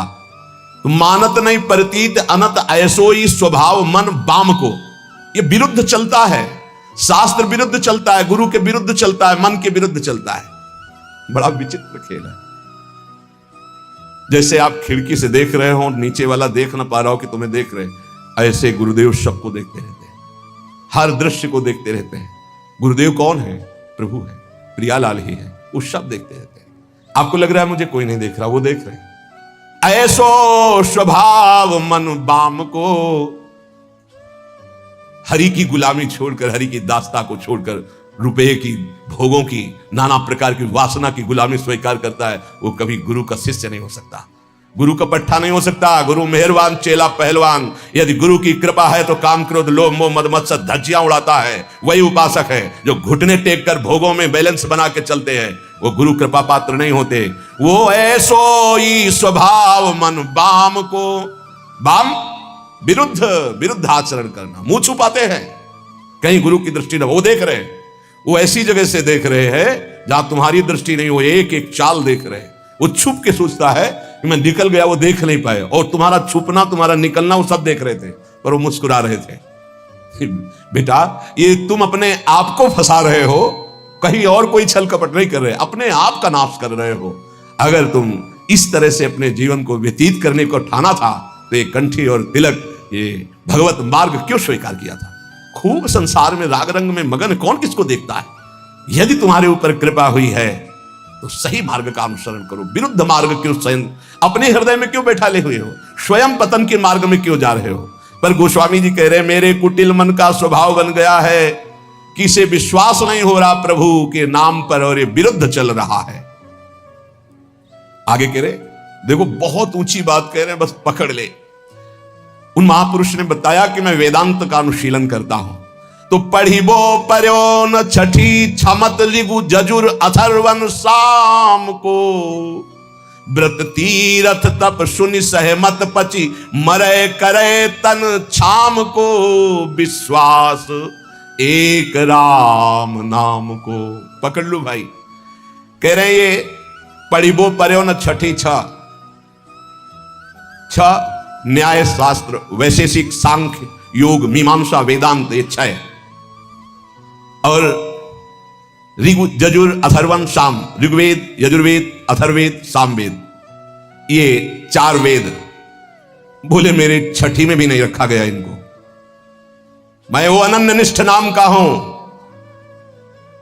अब भाव दूसरा इसका लीजिए कि जो 4 वेदों को कंठस्थ किए हैं और 6 न्याय, वैशेषिक, सांख्य, योग, मीमांसा, वेदांत का संपूर्ण ज्ञानी है, लेकिन वो नाम जप नहीं करता है। बस ये बात हमने देखी, ये देखी है, इसी में चले हैं। नाम जप नहीं करता और व्रत भी करता है, तीर्थ भी स्नान करता है, तपस्या भी करता है, तो सुनि सहमत पच मरे करे तन छाम को। पच पच के मर जाए तो भी वो अपने मन को भगवदाकार नहीं कर सकता, ये पक्का। ये भाई शायद है आप लोगों में कोई ऐसा हो जो इनमें प्रवेश पाए हो, ऋग्वेद, सामवेद, अथर्ववेद, यजुर्वेद, या न्याय शास्त्र, वैशेषिक शास्त्र, सांख्य शास्त्र, योग शास्त्र, मीमांसा शास्त्र, वेदांत शास्त्र। इसके बाद व्रत तीरथ तप सुनि सहमत पचि मरे करे तन छाम को। वो व्रत भी करते थे, रोज गंगा स्नान, रोज देवाराधन, रोज वेदांत अनुशीलन, बड़े अच्छे वयोवृद्ध हो चुके। फिर उन्होंने कहा, मैं पर्दा करके नहीं बोल रहा हूं, खुला बोल रहा हूं, सच्ची बोल रहा हूं कि मेरा मन बहुत चंचल है और अशांत है, धन्य है। इस समय जो गोस्वामी जी कह रहे हैं कि सहमत पच मरे करे तन छाम को, चाहे उपवास करके शरीर छीड़ कर दे, पच पच कर मर जाए, तो भी बिना नाम जप के स्थिति नहीं आ सकती, पक्का। इसलिए पक्का कि इसी मार्ग में चला, इसी मार्ग में। जैसे कागभूषुंड जी महाराज कह रहे कि सकल कर्म करि थक्यो गोसाई, और सुखी न भयो आज की नहीं, पायो परम विश्राम राधा राधा राधा। कह रहे कि 4 वेद कंठस्थ हो, 6 ये खूब व्रतानुष्ठान करके शरीर सुखा दिया हो, तपस्या करके पच पच के मर जाए, फिर भी वो स्थिति नहीं आएगी जो नाम से आती है। यदि नाम नहीं तो वो स्थिति नहीं, पक्का। ये बहुत जलों में देखा। एक बहुत सुप्रसिद्ध भारत लेवल के महापुरुष, जब वही 24 वर्ष की अवस्था होगी लगभग, तो मिले। उन्होंने संस्कृत में पूछा, किम नामधेयम, तुम्हारा नाम क्या है संस्कृत में? तो आनंद स्वरूप उस समय ब्रह्मचर्य का पूर्णता होकर महावाक्य में, तो व्याकरण कितना पढ़े हो? कभी गए नहीं, पाठशाला ही नहीं गए व्याकरण, में संस्कृत का कैसे ज्ञान है? नाम के प्रभाव से। ये सब पूरी श्रद्धा वाली बातें मुझे नहीं पसंद है। वेदों का स्वाध्याय करो, शास्त्र स्वाध्याय करो, विद्वान बनो। अभी तुम्हारी नई अवस्था है, उनका हाथ उठा के कहता हूं, आजीवन अपना व्रत है कि केवल नाम ही हमारा जीवन है। अब इसके आगे हम कुछ पढ़ना नहीं चाहते। आज जो आप सुन रहे हो ये वेदांती की नहीं बात सुन रहे हो, ये आप किसी व्याकरणाचार्य की बात नहीं सुन रहे हो, किसी शास्त्री और आचार्य की बात नहीं सुन रहे हो, एक गांव में पढ़े हुए एक अच्छा 9 के स्कूल के विद्यार्थी की बात सुन रहे हो। ये केवल नाम का प्रभाव है जो हमें खुद पता नहीं कि हम क्या बोलने वाले हैं। एक आंतिक में एक आए थे जिनकी इतनी डिग्रियां थी संस्कृत की केवल, और शंकराचार्य आदि को जो उन्होंने पढ़ाया है, कई शंकराचार्य उनके ऐसे झुके हुए और वो ऐसे किए हुए गुरु पद पर, इधर तिरुपति बालाजी के वो आचार्य और सब आए। वो कह रहे थे कि आपका प्रवचन सुन करके बस इतनी इच्छा हुई कि एक बार दर्शन करें। हमारा प्रवचन, इतनी डिग्रियां, इतने बड़े, तो ये हमारा प्रवचन नहीं है, ये नाम का प्रताप है, बस केवल नाम का प्रताप। सत्य मानो, विश्वास कर लो। गोस्वामी जी कहते कि बस ये मानत नहीं प्रतीति अनंत ऐसो इस स्वभाव मन बाम को, ये पकड़ नहीं पा रहा। खुली बात रखी, कोई ऐसा ज्ञान नहीं है जो यहां स्फुरित ना हो जाए यदि नाम चल रहा है। किसी भी जिस क्षेत्र की कभी चर्चा नहीं सुनी, कभी गए नहीं, कभी देखा नहीं, उसका प्रश्न होता है और ऐसा श्री जी उत्तर दे देती है कि बाद में पूछते कोई संशय, बोले कोई संशय नहीं। और जब हम उसको उत्तर सुनते हैं खुद, तो हम श्रोता बन के सुनते हैं, वक्ता कोई और था। केवल नाम नाम मान लीजिए। तो कह रहे कर्म जाल कलिकाल कठिन आधीन सुसाधित दाम को, ज्ञान विराग जोग जप तप भय लोभ मोह को काम को। गजब कर दिया। गोस्वामी जी कह रहे हैं ये सब साधन करके पच पच करके मर जाओ, अगर नाम जप नहीं कर रहे तो जो स्थिति चाहिए वो नहीं आएगी। कर्मकांड कर लो, कलयुग है, धन की ही लालसा रखोगे, जो बोलोगे जो करोगे उसके अंतर में होगा धन। भगवान की चर्चा, भगवान का नाम, भगवान की महिमा अमोघ अनंत। तो तुमको कहां विश्वास है प्रभु पर? तुम किसी व्यक्ति के देने से चल रहे हो, प्रभु पर यही। ज्ञान अध्यात्म नहीं होता, अध्यात्म कभी दामों से नहीं बिका है। ऋषियों के समीप दूर्वांकुर या पुष्प लेके गए और प्राण समर्पित किए, तब वेद उनको मिले। यह समर्पण का है। गीता जी भगवान का साक्षात स्वरूप है। वो कह रहे हैं मय्येव मनाधत्स्व मयि बुद्धिम निवेश है, मेरे में मन अर्पित करो, बुद्धि अर्पित करो, तुम मेरे में वास करेगा। भगवत प्राप्ति का सीधा सरल उपाय। भगवान एक दान मांग रहे हैं कि तुम मन बुद्धि मेरे को दे दो, बस वही बात है। मन बुद्धि को लगाने के लिए भगवत चर्चा हो रही, और भगवान हमें देख रहे हैं कि हमारा परिवार है, हमारी कुछ सेवाएं हैं, तो उनको विश्वंभर विश्वनाथ स्वयं पूर्ण कर दे। ऐसा कभी नहीं हो सकता कि भगवत आश्रित और वो भटके, ऐसा कभी नहीं हो सकता। हां, वासनाओं की पूर्ति की बात अलग है, आवश्यकता की पूर्ति चराचर जगत की मेरे नाथ करते हैं, आवश्यकता की पूर्ति। तो ज्ञान भी कह रहे आधीन सुसाधित दाम को, सुसाधित अंदर से साध चाह है कि हम ये जो ज्ञान बोलेंगे उसका इतना, बोले आधीन सुसाधित दाम को, रुपए के लिए। दूसरा वैराग्य, बहुत मंगल में भगवान की प्राप्ति का साधन है वैराग्य। जगते हुए फिरे वैरागी, वृंदावन रस में अनुरागी। वैराग्य तो ब्रह्मबोध कराने वाला है, वैराग्य तो भगवत प्रेम कर। यदि वैरागी होकर अंदर से धन की कामना कर ले तो वो वैराग्य बिक गया। जोग, जोग होता ना, अष्टांग योग, अगर वो रुपए में बिक रहा है जोग, तो वो जोग भगवत प्राप्ति कराने का साधन ना बन करके सुसाधित दाम को, भगवत प्राप्ति क्यों नहीं हो रही? यही तो साधन है भगवत प्राप्ति के। व्रत, तप, जोग, ज्ञान, विराग और नाना प्रकार के तीर्थाटन आदि साधन, इन सब का फल हमने मांग लिया सुसाधित दाम को। दाम रुपया, कैसे बात? ऐसी क्यों स्थिति हुई? बोले विश्वास एक राम नाम को मानत नहीं प्रतीति। प्रतीति नहीं, विश्वास ही नहीं हो रहा। आप जितना निष्किंचन रहेंगे, माया भगवती वैभव उतना ही फेंक देंगे। क्या करोगे वैभव? हे माया का जादू का तमाशा भगवत प्राप्ति में बाधक है। भगवान उतना ही कृपा करके दे जितने से उदर पूर्ति हो जाए, खूब चक्क भजन हो, ये जीवन का सार है। और भगवान के चरणारविंद का विश्वास, भगवत प्रेम प्रदान करने वाला विश्वास, वो हम खो गए। मानत नहीं प्रतीति, प्रतीत माने विश्वास। अनत सोई स्वभाव मन बाम को, ये आंतरिक बात है, ऑपरेशन है आंतरिक।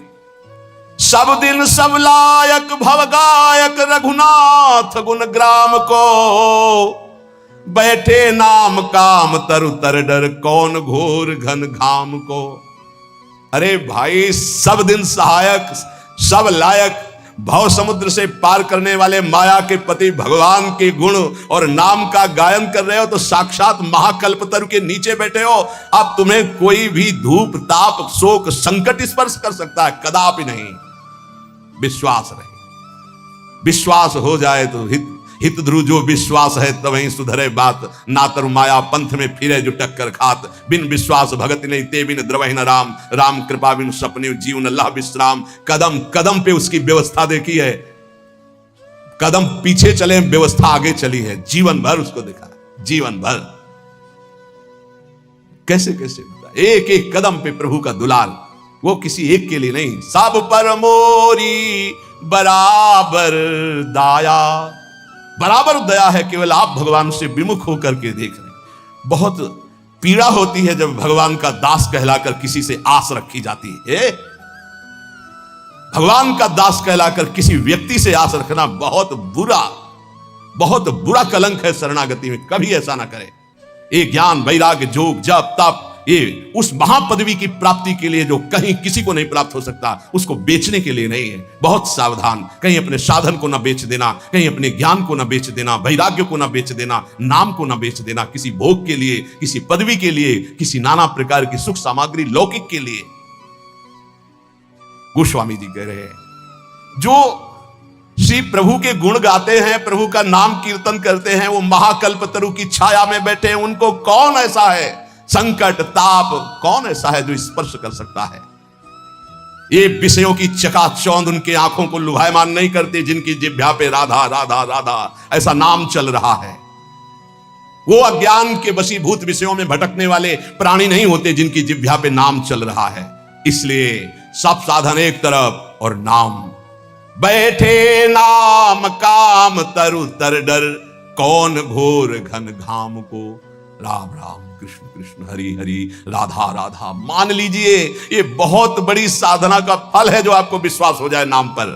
को जाने को जय है जमपुर, को सुरपुर पर धाम को, तुलसी बहुत भलो लागत जग जीवन, राम गुलाम को विश्वास एक राम नाम को।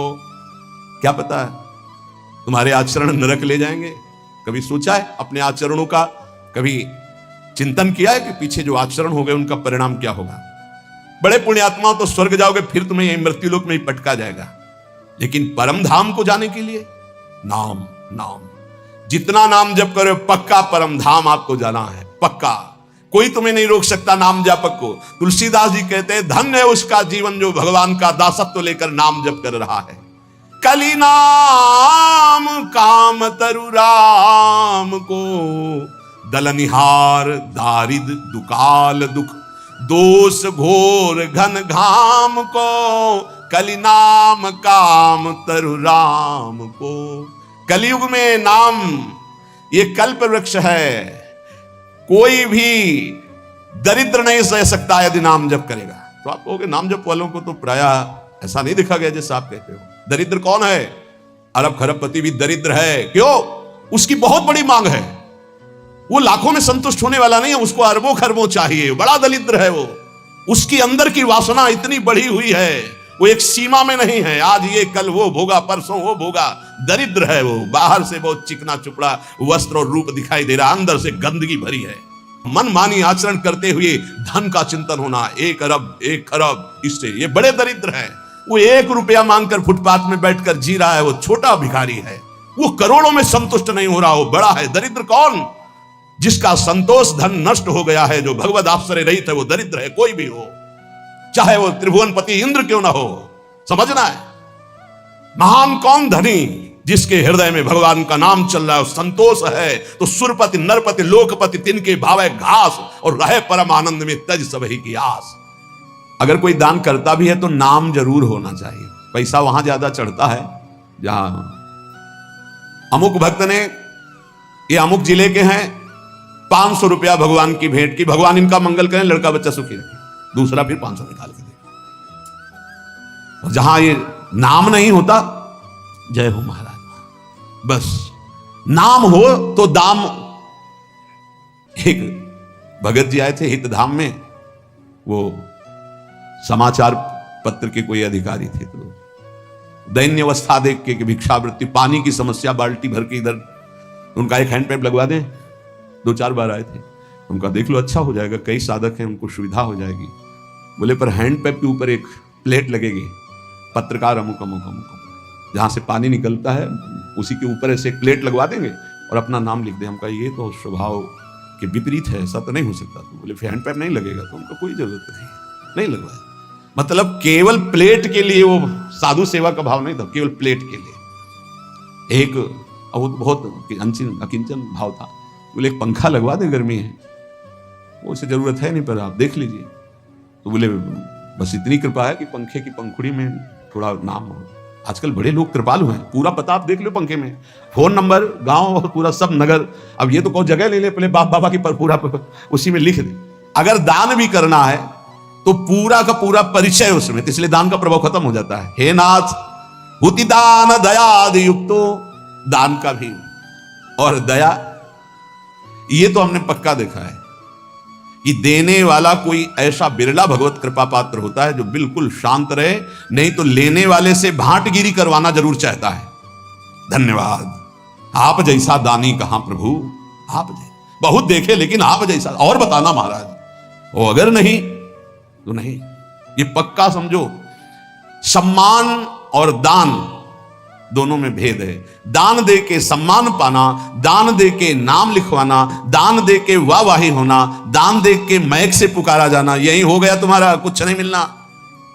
दान का मतलब होता है कि आपका किया हुआ शुभ कर्म कोई ना जाने, आप कभी किसी से ना कहे, उसे दान कहते हैं। शुभ कर्म किया और भूल गए, कहीं नहीं बताया। अगर कभी कोई कहे भी कि देखा हमने आपको, आपने, अरे वो किसी और का था, हमारा थोड़ी था, हम तो एक निमित्त मात्र, किसी ने दिया था, वो तो ऐसे, किसने दिया था, तो दियम वस्तु गोविंदम, कहीं अहम नहीं, बचा ले गए अपने आप को। तो नाथ ऐसा हम दान भी नहीं किए, और दयादि युक्त तो किसी पर दया भी नहीं किया। ज्ञानस्य साधन गणो न विवेक मुख्य, जो ज्ञान मोक्ष पदवी प्रदान करता है उसकी कभी कोई साधना नहीं की। और प्रभु ज्ञान के बिना अज्ञानी का कल्याण कैसे हो सकता है? इसलिए दीन बंधु हमें तो एकमात्र भरोसा रह गया आपकी शरण में। सत्संगतिर्हि विदिता तब भक्ति हेतु, साप्यद्य नास्ति बत पंडित मानिनो में, तामंतरेण नहि सा क्वच बोध वार्ता, तस्मात् त्वमद्य शरणम मम दीन बंधु। प्रभु आपकी प्राप्ति का स्वतंत्र सिद्ध उपाय है सत्संग। स्वतंत्र और सिद्ध, स्वतंत्र ये किसी के अधीन नहीं, सत्संग मात्र आपको भगवत प्राप्ति करा देगा यदि बात मान लो तो। भगवान के मुख्य वचन है कि बड़े बड़े व्रत यज्ञ और तीर्थयाटन शास्त्र स्वाध्याय आदि दान आदि से द्वारा जो नहीं प्राप्त हो सकता, मैं सत्संग से वशीभूत हो जाता हूं। व्रतेन यज्ञ छंदांसि तीर्थान यमा यमा यथा वरुंधित सत्संगा सर्वसंगोपहो हिमाम। प्रभु यद्यपि परम स्वतंत्र आपकी प्राप्ति का सिद्ध मार्ग है सत्संग, पर खेद है कि मैं पंडिताभिमानी होकर के दैन्य होकर कभी सत्संग नहीं सुना। सत्संग सुनना पर दैन्य होकर, आग्रह छोड़कर, जो कहा जा रहा है उसे गौर से सुनो और अपने जीवन में देखो। भगवान शंकर को क्या जानना है, लेकिन काकभूषुंड जी के यहाँ जाते हैं, नीचे बैठ करके हंस रूप में वो कथा सुनते हैं। काकभूषुंड जी ऊपर आसन में बैठकर बोल रहे हैं और भगवान शंकर नीचे बैठकर सुन रहे हैं। है कुछ सत्संग का ऐसा रहस्य जो भगवत प्रेम प्रकाशित करता है। पर नाथ मैं अभिमानी कभी संतों के चरणों में बैठ करके सत्संग नहीं सुना, और सत्संग के बिना किसी का कल्याण उद्धार भगवत भक्ति प्रेम ज्ञान कभी किसी को नहीं। मत कीरति गति भूति भलाई, जब जय जतन जहां जय पाई, सो जानो सत्संग प्रभाव। सत्संग सुनकर आचरण में उतारना। एक वैश्य कुल के थे, वाणिज्य व्यापार करते थे, 20 साल से सत्संग सुन रहे थे, 20 साल से। अब एक दिन उनको कहीं किसी ब्याह निमंत्रण में जाना था, तो अपने लड़के से कहा कि हमारा नियम है सत्संग में रोज जाना, जाओ सत्संग सुनो, 2 दिन बाद हम आएंगे। 2 दिन बाद आए तो गाय आटा बोरी में रखा था, खा रही थी। तो हे प्रभु बड़े कृपालु, आप इस रूप में आके पाए। वो लड़का हाथ जोड़े खड़ा था। सेठ जी आए, बोले तुम्हारा आंखों के अंधे हो, तुम्हें दिखाई नहीं दे रहा आटा खा रहे? तो उनका आज सत्संग में सुना था कि गऊ यदि आ जाए और वो कुछ खाने लगे तो पहले कुछ खा लेने दे, फिर भले हटाए, तुरंत नहीं हटाना चाह रहे। बोले 20 साल से सत्संग सुन रहा हूं, पाई भर फर्क नहीं पड़ा, 2 दिन में तुझे फर्क पड़ गया। अरे सत्संग सुना जाता है केवल, बस ऐसा सत्संग कल्याण नहीं करता। वो कह रहे 20 साल से सुन रहा हूं, कोई फर्क नहीं पड़ा, तेरे को 2 दिन में फर्क पड़ गया कि गाय कैसे? अरे पंडित जी बोलते रहते, संत जन बोलते रहते, जाके सुन लिया। ऐसे सत्संग नहीं सुना जाता। बोले सत्संग हो रहा है, चलो साधु महात्माओं को 5 मिनट बैठ लेते हैं। सत्संग का मतलब होता है जो सुना, श्रोता सोई परम सुजान सुनत चित रति करे। बड़ी कृपा से सत्संग मिलता है, उसको अपने आचरण में उतारना चाहिए। कह रहे हैं प्रभु सत्संग तरहि विदिता तव भक्ति हेतु, आपकी प्रेम लक्षणा भक्ति प्रदान करने वाला सत्संग, आपका ज्ञान प्रदान करने वाला सत्संग।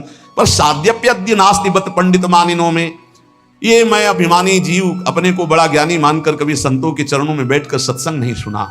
तामंतरेण नहि सा क्वच बोध वार्ता, अगर संतों का संग नहीं हुआ तो बोध कैसे हो जाएगा? इसलिए नाथ अब एकमात्र आपकी शरण में हूं, आप मुझे बचा लीजिए। दृष्टिर्न भूत विषया समिता विधाना, वैषम्यमेव तदियम विषयी करोतु, शांति कुतो मम भवेत् समता न चेत् स्यात्, तस्मात् त्वमद्य शरणं मम दीन बंधु। प्रभु मैं किसी से निष्काम मित्रता नहीं की। दोस्ती काहे की होती है आजकल?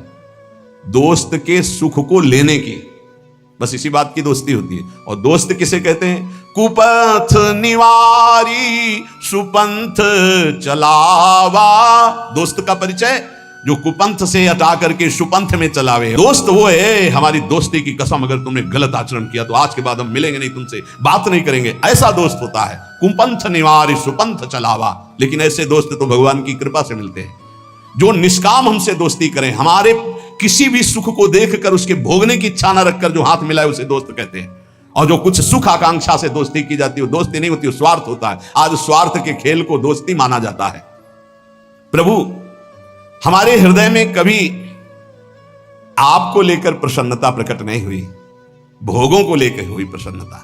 इतना रुपया आ गया, इतनी गाड़ी आ गई, ये व्यवस्था हो गई, ये आपको लेकर प्रसन्नता नहीं हुई। प्रभु इसी के कारण कभी पाप से मन हटा नहीं, पाप करता रहा।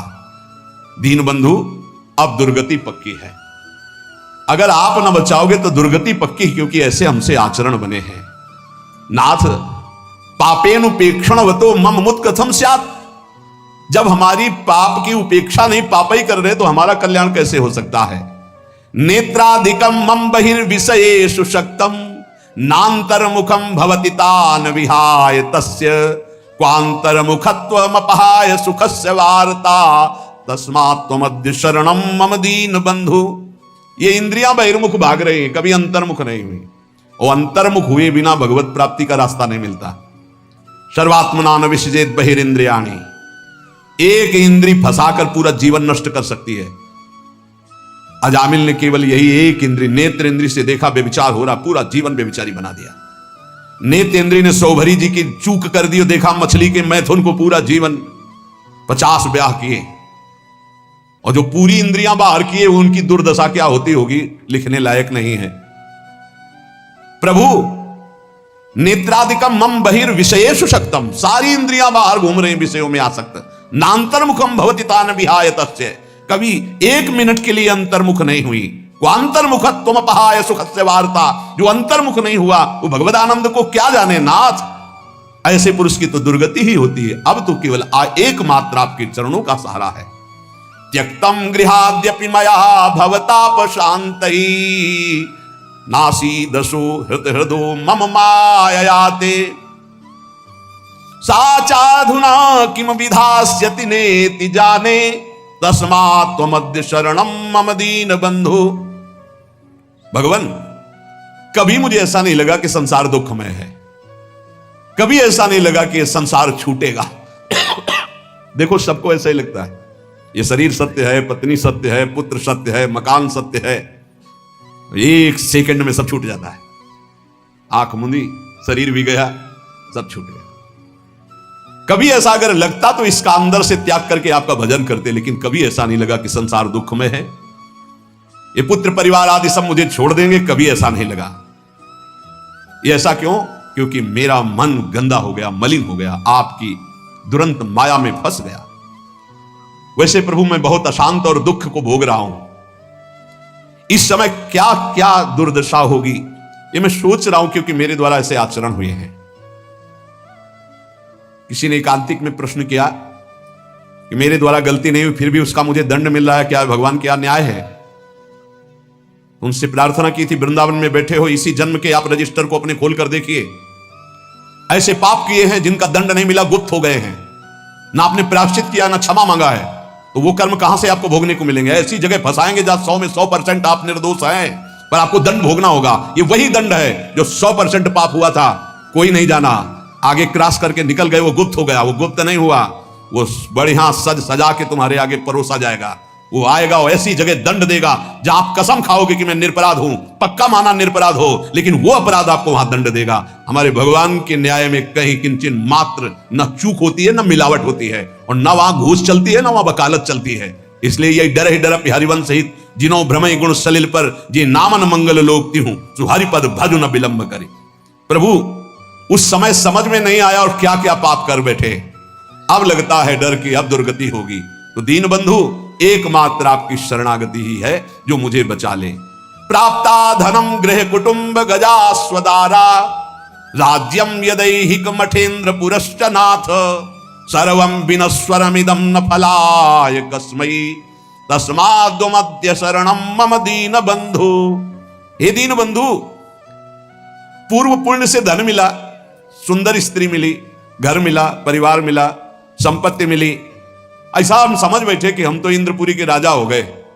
नाथ, इन नश्वर वस्तुओं को सत्य मानकर कभी आपका भजन नहीं किया और इनमें फंसा हुआ पूरा जीवन निकल गया। अब नाथ अंतिम समय आ रहा है तो अब पछतावा हो रहा है। एकांतिक में एक बहुत ही व्यवहार कुशल, ऐश्वर्य संपन्न, भगवान की बड़ी कृपा है कि अपने अपने हृदय की जब बात रखते हैं तो शास्त्र प्रमाणित हो जाता है। उन्होंने कहा मुझे कोई चाह नहीं, बस एक भय सता रहा है, सब कुछ मिला भगवान ने दिया है, ये जो जो मैंने एकत्रित किया सब छूटेगा, मैं मरूंगा, अब क्या उपाय है मेरे इस भय के नाश का? ये भय हर समय बढ़ता जा रहा है और मैं बहुत परेशान हूं कि मेरे पास सब कुछ है पर अब क्या करूं, ये भय लग रहा है सब छूटेगा, मैं मरूंगा, अब क्या उपाय? उनका इसी का उपाय करने के लिए ये मानव देह मिली कि मरने से सब जग डरा मेरो मन आनंद, कब मरी हो कब भेटी हो पूरन परमानंद। अब भी समय है, हरि भज ले, अब भी समय है। तो नाथ मुझे धन मिला, स्त्री मिला, मकान मिला, परिवार मिला, रुपया, सब वैभव, लेकिन अपने को राजा, अपने को सुखी मानकर कभी आपकी शरण में नहीं गया, भजन नहीं किया। अब डर लग रहा है अंतिम समय, मन पछितई है अवसर बीते। क्यों? ये सुत बनिता जान स्वार्थ रत ना करुणे सभी ते अंत ही तो तजेंगे पामर तू न तजय वहीं ते। अंत समय में जो खर्चा चाहिए था, जहां जाना वहां पर पास चाहिए था, परिचय, वो तो है नहीं, वो भागना पड़ेगा यहां से। समय पूरा होने पर काल यहां एक सेकंड भी नहीं टिकने देगा, सब छीन लेगा। तभी सबको मृत्यु से भय लगता है, लेकिन वो भयभीत नहीं होता जिसके पास पैसा है। परम धन राधा नाम आधार, पास है भाव दे का, मैं सहचरी में गोपी में दास में सेवक, जो भाव का वो मस्त रहता, शरीर छूटेगा अपने प्रभु के पास जाएंगे। तो नाथ ये तो सब हुआ नहीं, अब अंतिम समय हमें डर लग रहा है कि मरूंगा, तो आपकी ही शरणागति एक बचा सकती है। हे नाथ, ज्ञानम यथा मम भवेत कृपया गुरुणाम सेवाम तथा न विधिना करवम हि तेषाम सेवा पिशाधनतया विदितास्ति चित्ते तस्मात् त्वमद्य शरणम मम दीन बंधु। प्रभु, ये हमने शास्त्रों में सुना है कि गुरु सेवा से ही भगवत प्राप्ति होती, गुरु सेवा से ही भगवत प्राप्ति के साधन प्राप्त होते हैं। पर नाथ, मैंने कभी गुरु का सेवन नहीं किया। भवेत कृपया गुरुणाम, सब साधनाएं गुरु की कृपा से जागृत होती है, लेकिन मैंने कभी नहीं किया। भगवान, गुरुजनों की सेवा की तो बात जाने दो, उनकी कृपा प्राप्ति की तो बात जाने दो, गुरुजनों का कभी आदर नहीं किया। ये बड़ा दुर्भाग्य होता है जिनको संत समागम मिले, गुरुजन मिले और वो उनके वचनों का आदर करके भगवत प्राप्ति के मार्ग में ना चले, मानो बिल्कुल मोक्ष पदवी के नजदीक आकर फिर लौट करके माया में गिर गए। ज्ञानम यथा मम भवेत कृपया गुरुणाम, शास्त्र कहते हैं कि ज्ञान का प्रादुर्भाव, साधना की उन्नति गुरु कृपा से होती। सेवाम तथा न विधिना करवम हि तेषाम, कभी ऐसे गुरुदेव की मैं विधि पूर्वक सेवा नहीं की, उनकी आज्ञा का पालन नहीं किया।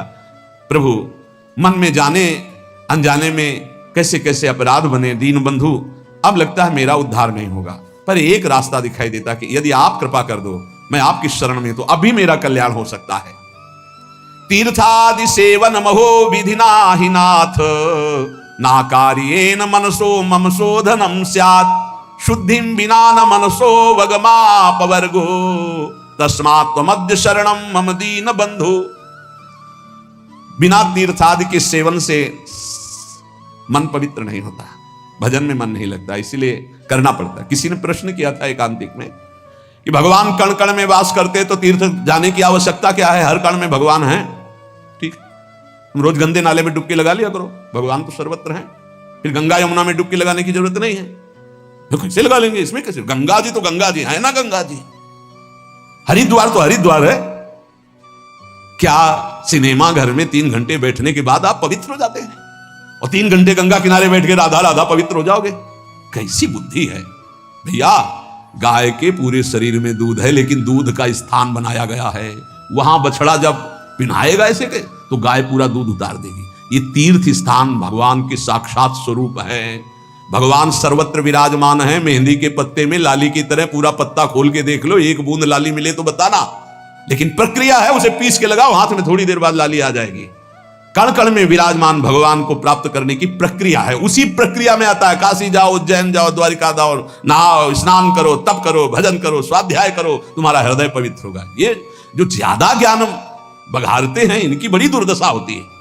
पक्का स्थान है, जब उन स्थानों का सेवन करोगे और तप करोगे और दृष्टि बदलेगी, तब सर्वत्र वासुदेव, तब वासुदेव का अनुभव होगा। विद्या विनय संपन्ने ब्राह्मणे गविहस्तनी स्वनी चय सुपाके चा पंडिता समदर्शिना।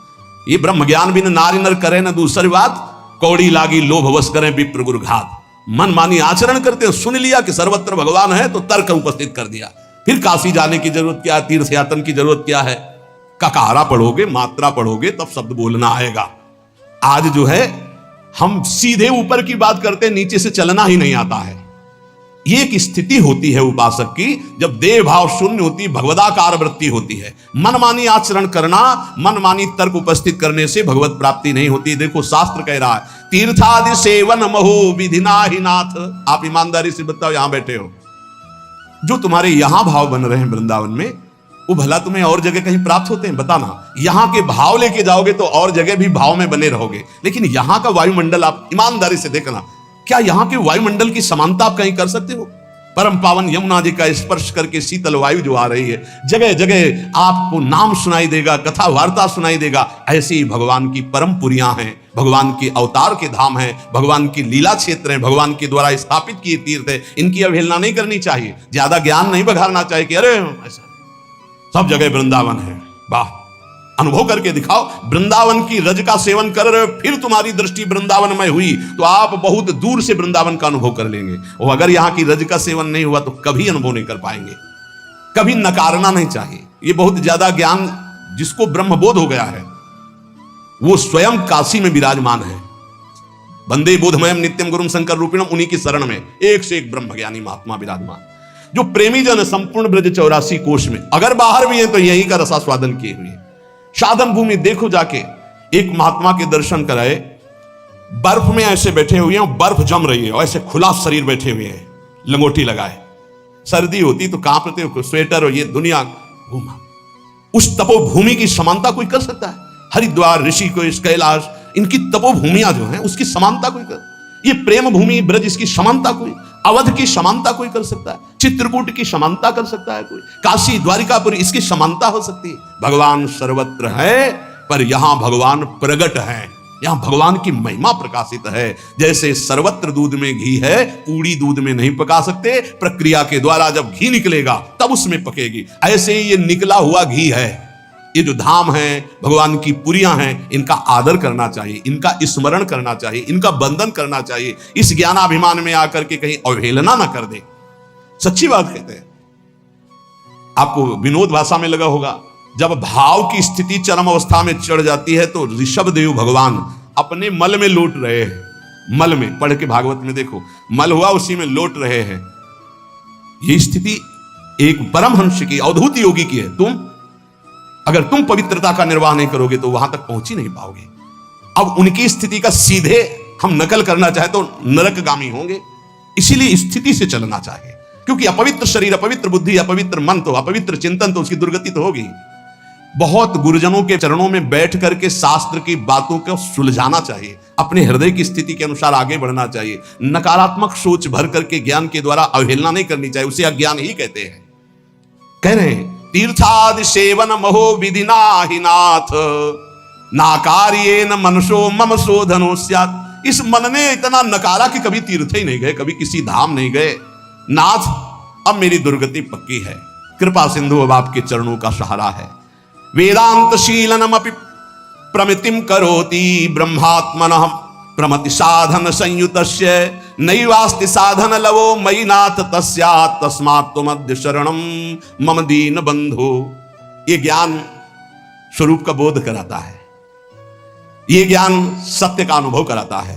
पर प्रभु ज्ञान ऐसा जो बोध कराए, सत्य का अनुभव कराए, उससे विमुख होकर के हम ज्ञान का स्वरूप सच्ची माने। अगर आपके जीवन में भजन नहीं है तो ये ज्ञान की बातें सुनकर, दूसरों को सुनाकर आप भगवान के अस्तित्व को भी स्वीकार करने लायक नहीं रहेंगे। जब तक हम गुरुजनों के चरणों में बैठ करके आराधना नहीं करते, तब तक वो ज्ञान अज्ञान ही होता है। अगर ऐसा होता तो उपनिषदों में आप देखो, ब्रह्म ऋषियों के चरणों की 12-12 वर्ष तक आराधना की, तब उनको एक सूत्र दे दिया, तब उनको अनुभव में आया। आज मनमानी आचरण करते हैं और ज्ञान की बातें सुन करके भगवान की आराधना, तीर्थों का, धामों का, नाम का, रूप का, लीलाओं का, इनका खंडन करते हैं। पता नहीं भगवान की कैसी विचित्र माया है, कौन सा ज्ञान प्राप्त हो गया। ब्रह्मात्मना प्रमति साधन संयुतस्य, ये ज्ञान ब्रह्मात्म बोध के लिए है। ये भगवान की अवहेलना, या तीर्थों की अवहेलना, या नाम की अवहेलना, या ठाकुर जी की सेवा पद्धति की अवहेलना, इसके लिए नहीं है। देखो, अगर ऐसा होता तो भगवान श्री राम रामेश्वर रूप में शंकर जी की आराधना कर रहे हैं, भगवान शंकर हनुमान जी के रूप में राम जी की आराधना कर रहे हैं। इनसे बड़ा कोई ज्ञान नहीं। आजकल ज्ञान होता है तो सीधे भगवान की आराधना की अवहेलना करना शुरू। स्वयं परम ज्ञानी भगवान शंकर ज्ञानी नामक गण्यम हनुमान जी का रूप रख के राम जी की सेवा में राम जी रामेश्वर जी की सेवा कर रहे हैं। सेवा भगवान स्वयं कर रहे हैं, जो ज्ञान स्वरूप है, बोध स्वरूप है। इसलिए ऐसे ज्ञानी की चर्चा ना सुने जो नाम की अवहेलना, रूप की अवहेलना, ध्यान की अवहेलना, सेवा की अवहेलना, तीर्थों की अवहेलना, भगवत भाव की अवहेलना करे। आजकल ऐसे ज्यादा पाए जाते हैं जो भगवान से विमुख करने वाली बात कही जाती है। इसलिए सावधान होकर कानों में वही शब्द पड़े जिससे दीनबंधु भगवान की आराधना बन जाए और भगवत प्राप्ति हो जाए। ज्ञान क्या है? बोले वेदांत शीलनमपि प्रमतिम करोति ब्रह्मात्मना प्रमति साधन संयुक्त। ये वेदांत शील जो ज्ञान है, मनन करके आत्मस्वरूप को प्राप्त करने के लिए, आत्मस्वरूप आत्मबोध के लिए है। नैवास्त साधन लवो मयि नाथ तस्या तस्मात् त्वमद्य शरणम मम दीन बंधु। हे हरि, मेरे में अब कोई साधना नहीं बची, मैं बहुत नीच हो गया हूं, कोई साधन नहीं, मैं आपकी शरण में हूं। आज इस शरणागति का भाव इसलिए सुनाया कि इसको मनन करो। सब साधनों का सार भगवान की शरण में होकर नाम जपना है। इसलिए ये शरणागति स्तोत्र सुनाया कि जितने साधन हैं आप ईमानदारी से देख लो, वो कोई ऐसे साधन आपके अंदर नहीं जिससे परब्रह्म की प्राप्ति हो। तो एक उपाय है, तस्मात् त्वमद्य शरणम मम दीन बंधु। हे दीन बंधु प्रभु, मैं आपकी शरण में हूं और इसका फल है राधा राधा राधा राधा। हर समय नाम जप करो, भगवान की शरण में रहो, कभी कहीं किसी की अवहेलना वाणी से मत करो। ऐसे ज्ञान को मत सुनो जो नाम धाम रूप लीला की निंदा करता हो, किसी वैष्णव की, किसी संत की, किसी महाजन की निंदा होती हो। ये सब अज्ञान के ही लक्षण हैं। ज्ञान में एकमात्र श्री भगवान गुरुदेव परब्रह्म परमात्म तत्व आत्मबोध, ये चर्चाएं होती, इनकी चर्चाएं होती। निंदा स्तुति अवहेलना ये सब नहीं। जितने तीर्थ हैं, तीर्थपाद भगवान स्वयं प्रकाशित हैं। अभी आपने महिमा देखी नहीं है, अभी वो स्थिति नहीं है। एक एक तीर्थ का स्वयं भगवत स्वरूप अपना प्रभाव है। इसलिए कभी सौभाग्य मिले तो तीर्थों में जाओ, तीर्थों की अवहेलना मत करो। ये एक एक साधन आचार्यों के द्वारा सुदृढ़ बनाया हुआ मार्ग जिससे भगवान की प्राप्ति होती है। किसी एक साधन को पकड़कर चलो, दूसरे साधन की निंदा मत करो, तो आपका साधन बढ़ेगा और भगवत प्राप्ति करा देगा। ये कलयुग है, इसमें और कोई साधना बने बड़ा मुश्किल। इसलिए हरि शरणम, हरि की शरण में होकर राधा राधा राधा, परम मंगल हो जाएगा। प्रार्थना मान लो, बस नाम नाम कलयुग केवल नाम आधारा, सुमिर सुमिर नर उतरहि पारा। नाम जप करते रहो, कानों को बचा के रखो, मन की चिंता मत करो। जहां जा रहा है तुम केवल मत जाना, तुम स्वीकृति मत देना। ये हार जाएगा, तुम जीत जाओगे, क्योंकि तुम्हारे साथ प्रिया जो है, और ये कहां ले जाएगा जब तक स्वीकृति नहीं होगी। खूब बादशाह हो, बादशाह हो। यदि हृदय में नाम चल रहा है, प्रभु का आश्रय, तो मेरी बात मान लो, चाह मिटी चिंता मिटी, मनुआ बेपरवाह, जिनको कछु न चाहिए वो साहन के साह। वो बादशाह है जो भगवान नाम में रत है, कोई चाह नहीं। आगे से आगे हरि व्यवस्था करेंगे, देख लेना। तुम्हें लगता है ऐसा कि बिना किए कुछ हो जाएगा क्या? पक्का मान लीजिए, तुम पूरी सृष्टि के रचयिता को नहीं जानते हो, किसी का सहयोग नहीं लिया, एक भ्रकुटी के संचालन निमिष मात्र में उसने पूरी सृष्टि रच दी। और जब तुम उसके भरोसे होकर के अपने कर्तव्य का पालन करोगे तो क्या मुश्किल रह जाएगा। ये प्रार्थना है। बिना अनुभूत के वचन सुनने से हमारा मार्ग संकटपूर्ण हो जाता है। ऐसा ना समझा जाए कि ज्ञान मार्ग को नहीं जानते हैं। जितना गुरु कृपा से ज्ञान मार्ग को, अष्टांग मार्ग को, अष्टांग योग मार्ग को, कर्म योग मार्ग को, तब हम तुमसे कह रहे हैं सबका सार है। तस्मात् दुमत्य शरणम मम दीन बंधु, दीन बंधु हम तुम्हारी शरण में हो। राधा राधा, सार बात पकड़ लो। अगर पकड़ कर पार होना चाहते हो, तर्क करके कोई पार नहीं हुआ, तैर कर कोई पार नहीं हुआ। जब पार हुआ तो भगवान के भरोसे में पार हुआ। भगवान स्वयं कह रहे हैं, दैवी हे सा गुणमयी मम माया दुरत्या मामेव ये प्रपद्यन्ते माया में ताम तरन्ति ते। मेरी शरण में आ जाओ, मैं तुम्हें पार करूंगा। तेसाम अहम समुद्धरता मृत्यु संसार सागरात। इस वचन को पकड़ लो।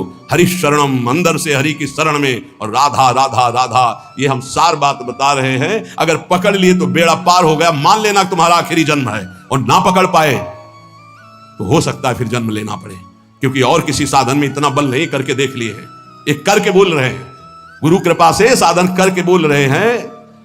ये इसलिए बता रहे तुम्हें विश्वास हो जाए। गायत्री अनुष्ठान, महावाक्य, संन्यास, तब बोल रहे हैं। छाती की बात बोल रहे हैं, राधा राधा राधा। अपने ही नहीं, राधा बाबा, बड़े बड़े महापुरुषों की। अगर तुम्हारी पकड़ में आ रहे हो तो आखिरी जन्म है। प्रभु की शरण में हो जाओ, और राधा राधा राधा, कोई बाधा नहीं पहुंचा सकती। बिना राधा को मिलाए राधा नाम छोड़ेगा नहीं तुम्हें।